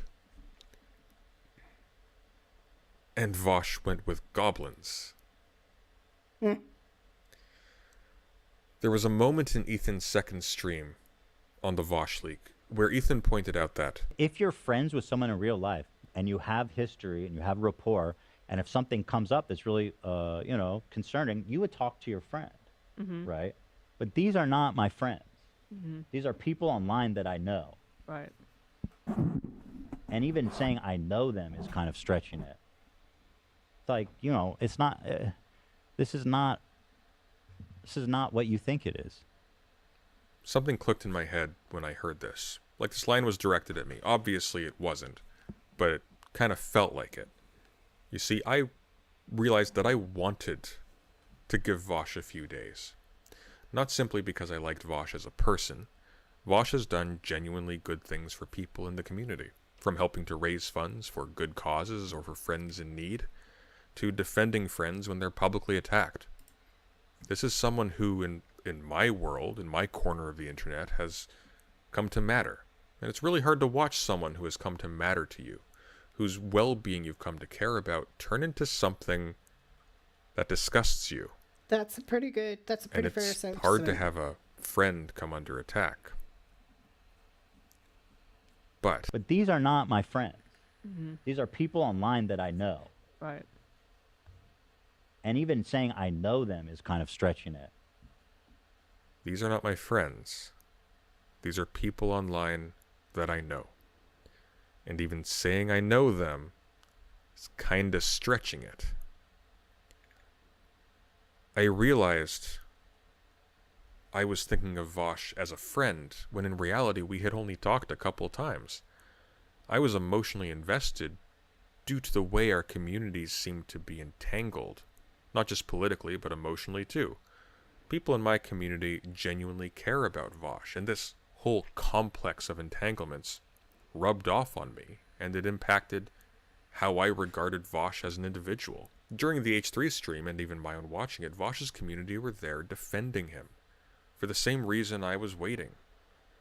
Vaush is a friend, someone who has done good, someone who is genuinely beloved by his community, someone whose stupid, thoughtless edgelord takes have forced that community to defend him again and again, to bear the weight of protecting his reputation. Vaush is really This good has happened so many times at and has been going gaslighting on for things so so that long, his community it's become genuinely reflexive. thinks he's in the People right, just and they jump rush to his in defense. to defend him, like they're protecting a friend. And so now, when through sheer carelessness and utter stupidity, Vaush has posted real evidence that he hoards drawn pornographic images of underage girls on his computer, his community is right there jumping on grenades defending him because he's their guy. He's their friend. But he's not. Which is why he's happy to let them do this even though they can't win. The evidence is crystal clear. He posted it himself. The grenade he pulled the pin out of wasn't for us. It wasn't for his community. It wasn't for me. It was for Vaush. And right now he's watching everyone else jump on it for him. He would watch you and me do the same, because Vaush, I realize now, is the type of person to allow his fans, this huge community he's built, to destroy themselves in his defense. Yeah. To get slapped with labels like pedophile and child pornography and lolly defenders, to be made into jokes in front of the entire world. Yeah. Also, he can avoid doing what he should have done as soon as that folder appeared on the screen. Take responsibility for the disgusting images he put on his work computer and then broadcast on YouTube for everyone to see. Yep. And bear the consequences himself like an adult. Vaush isn't a friend. He's not your friend or my friend. He's someone we've watched, talked about, maybe talked to once or twice, but I don't know him. And you probably don't either. This is a guy who makes money doing a performance. The leaked images in Vaush's folder have no excuse. No, none. His self-interested behavior since the leak has no excuse either. And his claims that people have only accused him of pedophilia and defending underage pornography as part of a reactionary conspiracy to take him down have been shown to be bullshit. And I honestly feel so sorry for all the people who are reflexively defending him now. The people who have made the good things attributed to Vaush possible, who actually have made them happen, and who are being dragged down into the dirt with him, also that he doesn't have to lie in the bed he made, all by himself. The people who are setting themselves on fire to keep him warm as he lets this continue. I said that I was saddened to make this video, but I want to clarify that I'm not saddened for the loss of Vaush. In reality, Vaush is not important. He's barely even there. Vaush is a cartoon character played by a man named Ian Kaczynski into his webcam. Vaush doesn't do anything. The people in Vaush's community are the ones who do things. And I'm not just saddened, but angered by the fact that Vaush has again betrayed and sacrificed them all on the altar of his self-interest and pride. And it isn't just Vaush's community that he's thrown under the bus. Vaush has positioned himself as a large public representative of a range of really serious causes. Yeah. Causes that people are invested in. From And this trans is where I'm rights to the concerned. This is where I'm concerned, because Vaush often advocates for things I believe in, like for trans rights and other stuff. But as you can see, he's taking trans issues and weaponizing it. And yes, he was the first one to say, well, if Ethan Klein thinks all my followers are pedophiles, then, you know, that means he thinks all trans people are pedophiles, which is bullshit. And then Keffel's chiming in with her bullshit.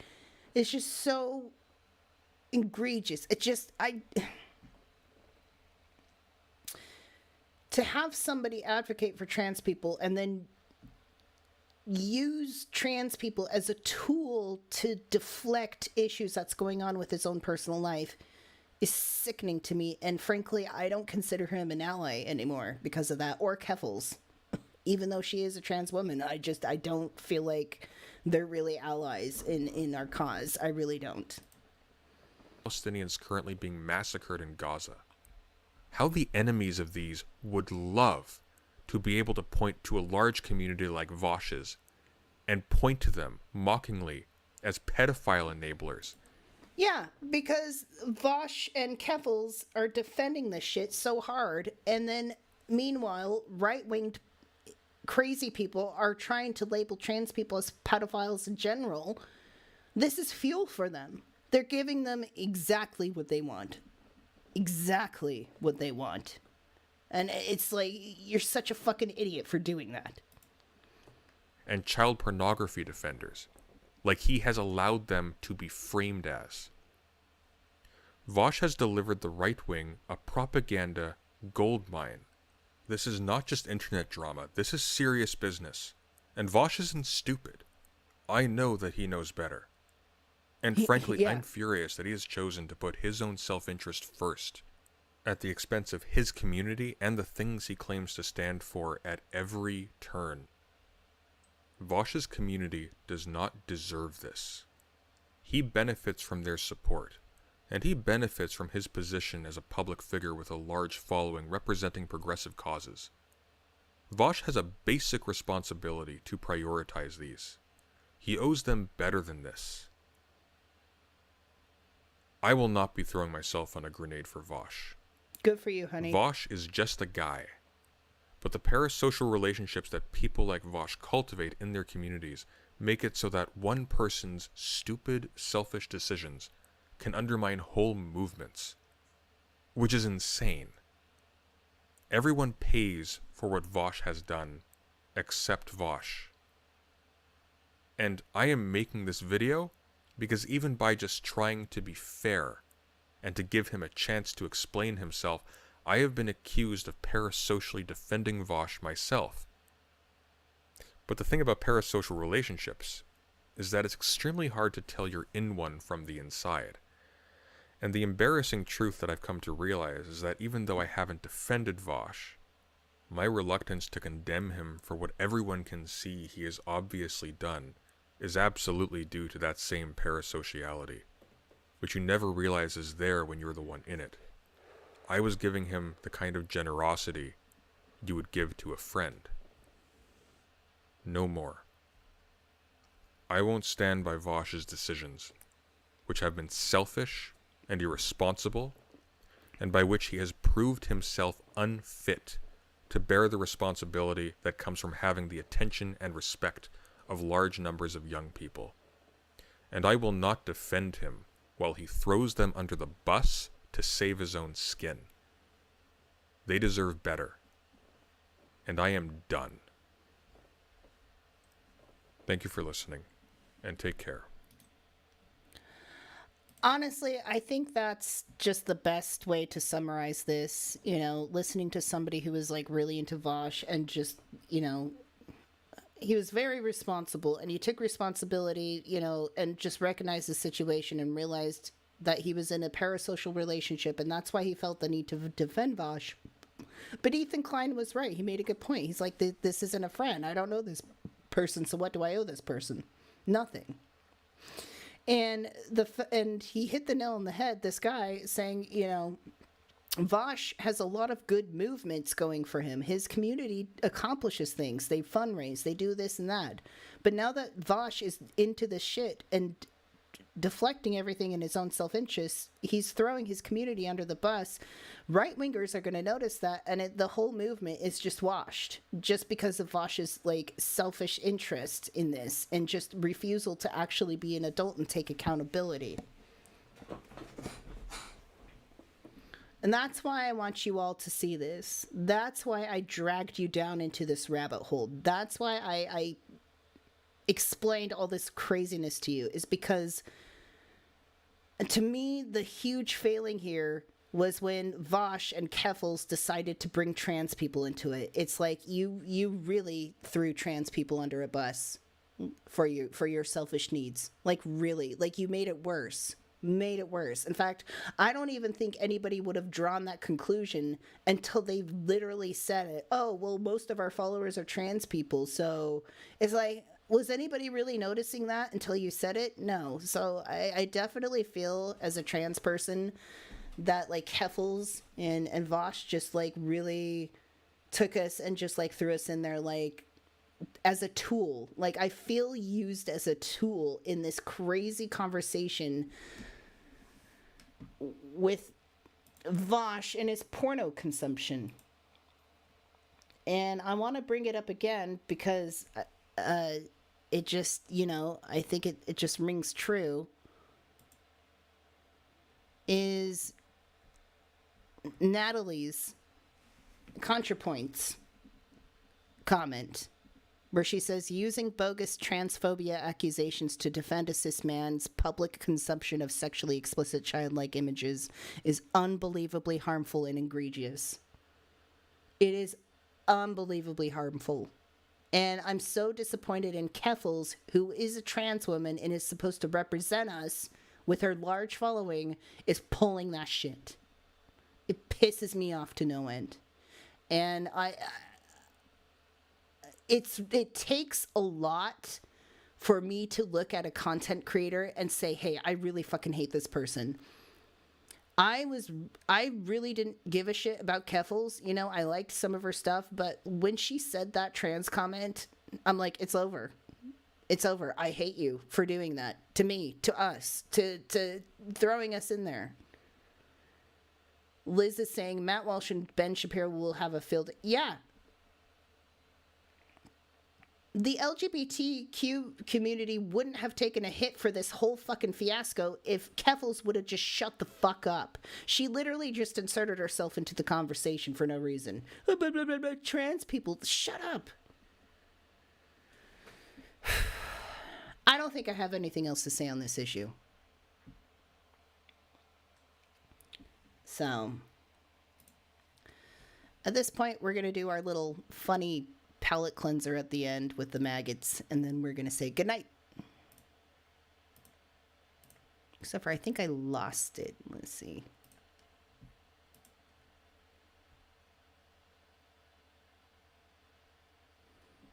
I bet I could just cold search it.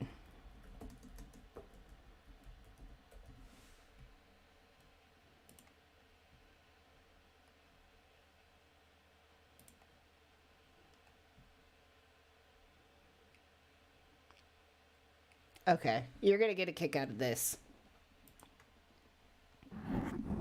Check this out. Wary airline passengers already on guard for unruly passengers and even real-life snakes on planes might have one more thing. However improbable to add to their slate of possible in-flight disruptions, and it's an icky one. Maggots. Maggots. Yep, those creepy creatures that thrive on fetid foods and waste have joined the pantheon of things that can cause a flight to change course and ruin travel plans. I don't know why this makes me laugh. I think this is hilarious. On Tuesday, Delta Airlines Flight 133 departed from Amsterdam, Netherlands, bound for Detroit, Michigan. But 1 hour into the flight, the Airbus had to turn back to Amsterdam's airport after maggots were falling on passengers from an overhead bin. Maggots are falling on their heads. I would barf. If I saw a maggot, I'd be like, bleh. Just a straight up, bleh. The station interviewed passenger Philip Schoot, a Netherlands native now living in Iowa, who said she saw about a dozen of the creatures on a woman sitting next to him. He says she was freaking out. She was just trying to kind of fight off these maggots. I don't really know what was going on through my mind. I was trying to process it. Disgust is one thing, of course. We had to wait there for help to actually come. So there's a lady in a seat, and she's just like, maggots, maggots, ah!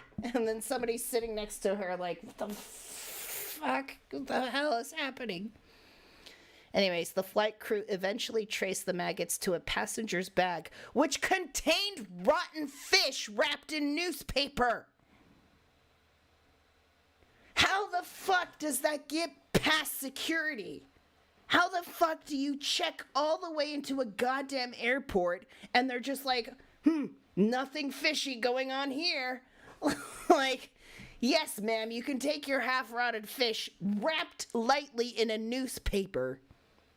Who the fuck is like, can you really just carry dead animal carcass like that? Like, you just got dead animal carcass, like, up and putting it in the overhead carry thing, like you got it in your goddamn purse?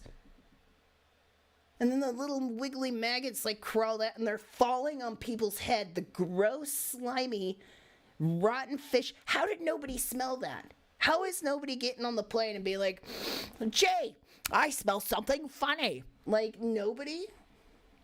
Nobody. That's why this story blows my mind. I'm like, what do you mean maggots? Like, maggots where? Like fish? Like rotten fish wrapped in paper? Who allows that on a plane? Who allows that on a plane?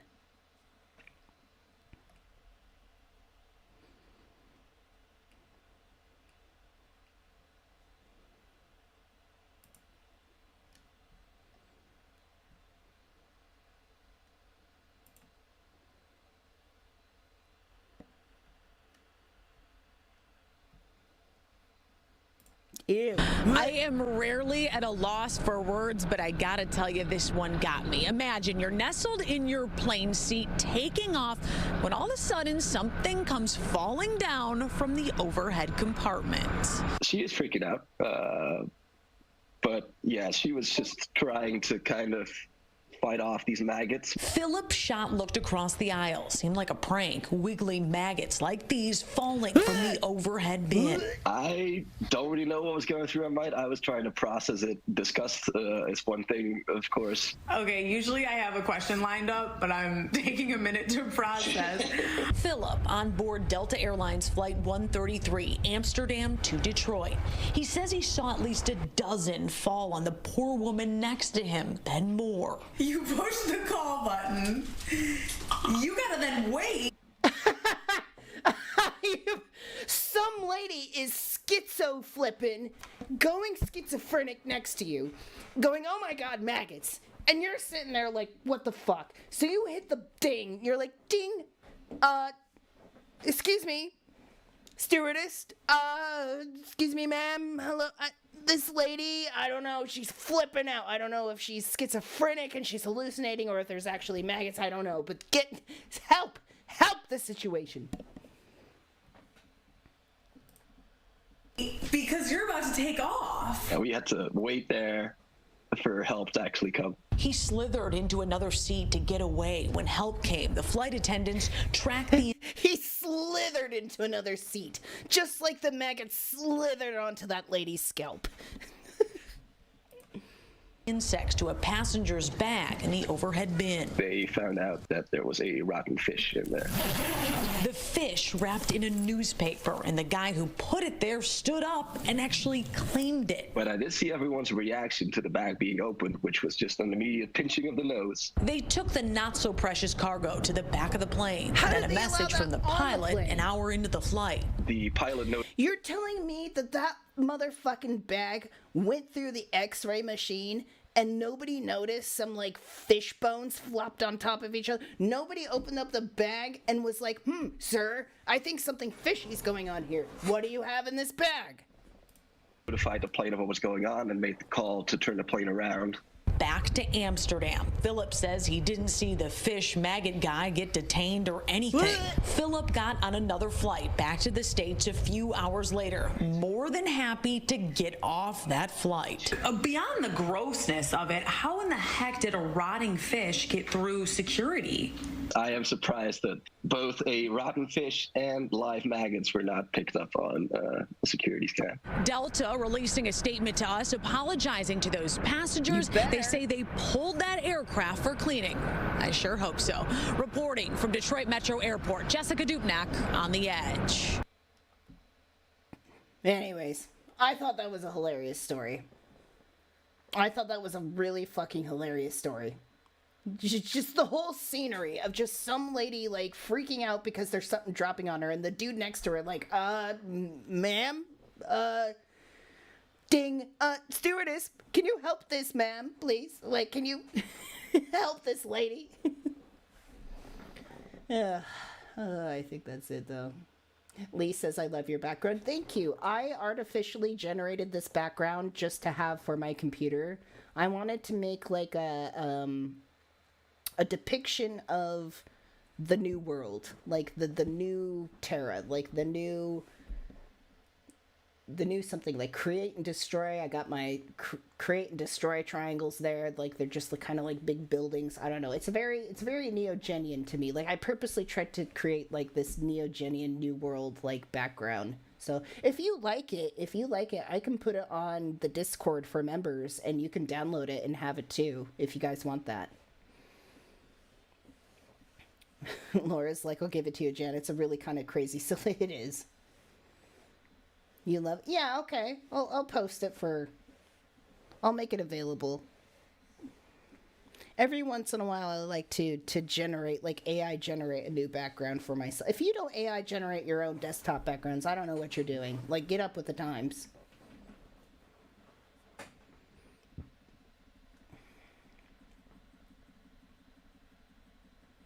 My Discord is, I mean, I need to get it up and going. I gotta admit, it's been pretty dead lately.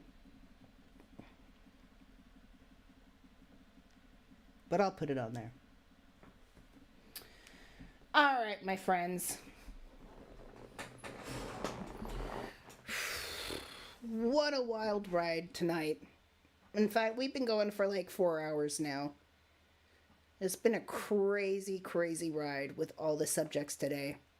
But I appreciate those who stuck with me. Thank you so much.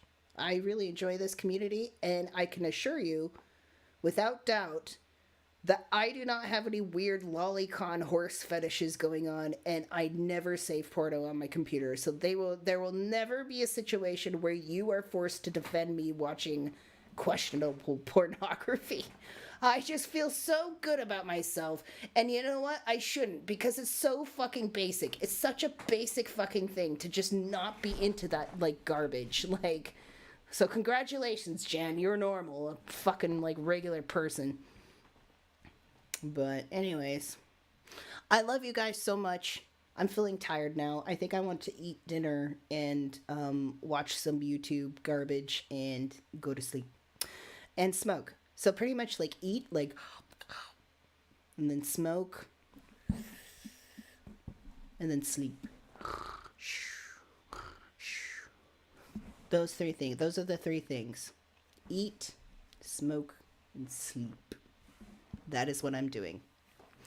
Thank you so much to our moderators. Elise, Cassie, Philip was in the chat, and Susan was in the chat. Thank you so much for keeping our chat chill. I really appreciate that. Good night, everybody. Thank you so much for coming in. I really appreciate the super chats and all the membership gifts. That's awesome. You're amazing, Lee, for giving 3 memberships. And yeah, if you're all going to be in Morg's live stream on Monday, I'll see you there in the chat. Because I moderate that chat. I love this community too. Especially, you know, when we don't have to have conversations about CP. Because it's pretty straight across the board. We don't need to have those discussions and debates.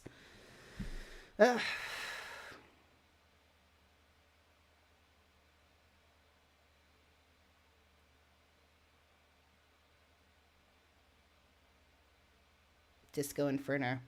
Good to see you, MC Heavyset. All right. Good night, everybody. Thank you so much for coming. We shall see you soon. I need some outro music. Like, we need to get some outro music going so it's a little bit more, I don't know, something. But anyways, good night, everybody. I love you. Take care.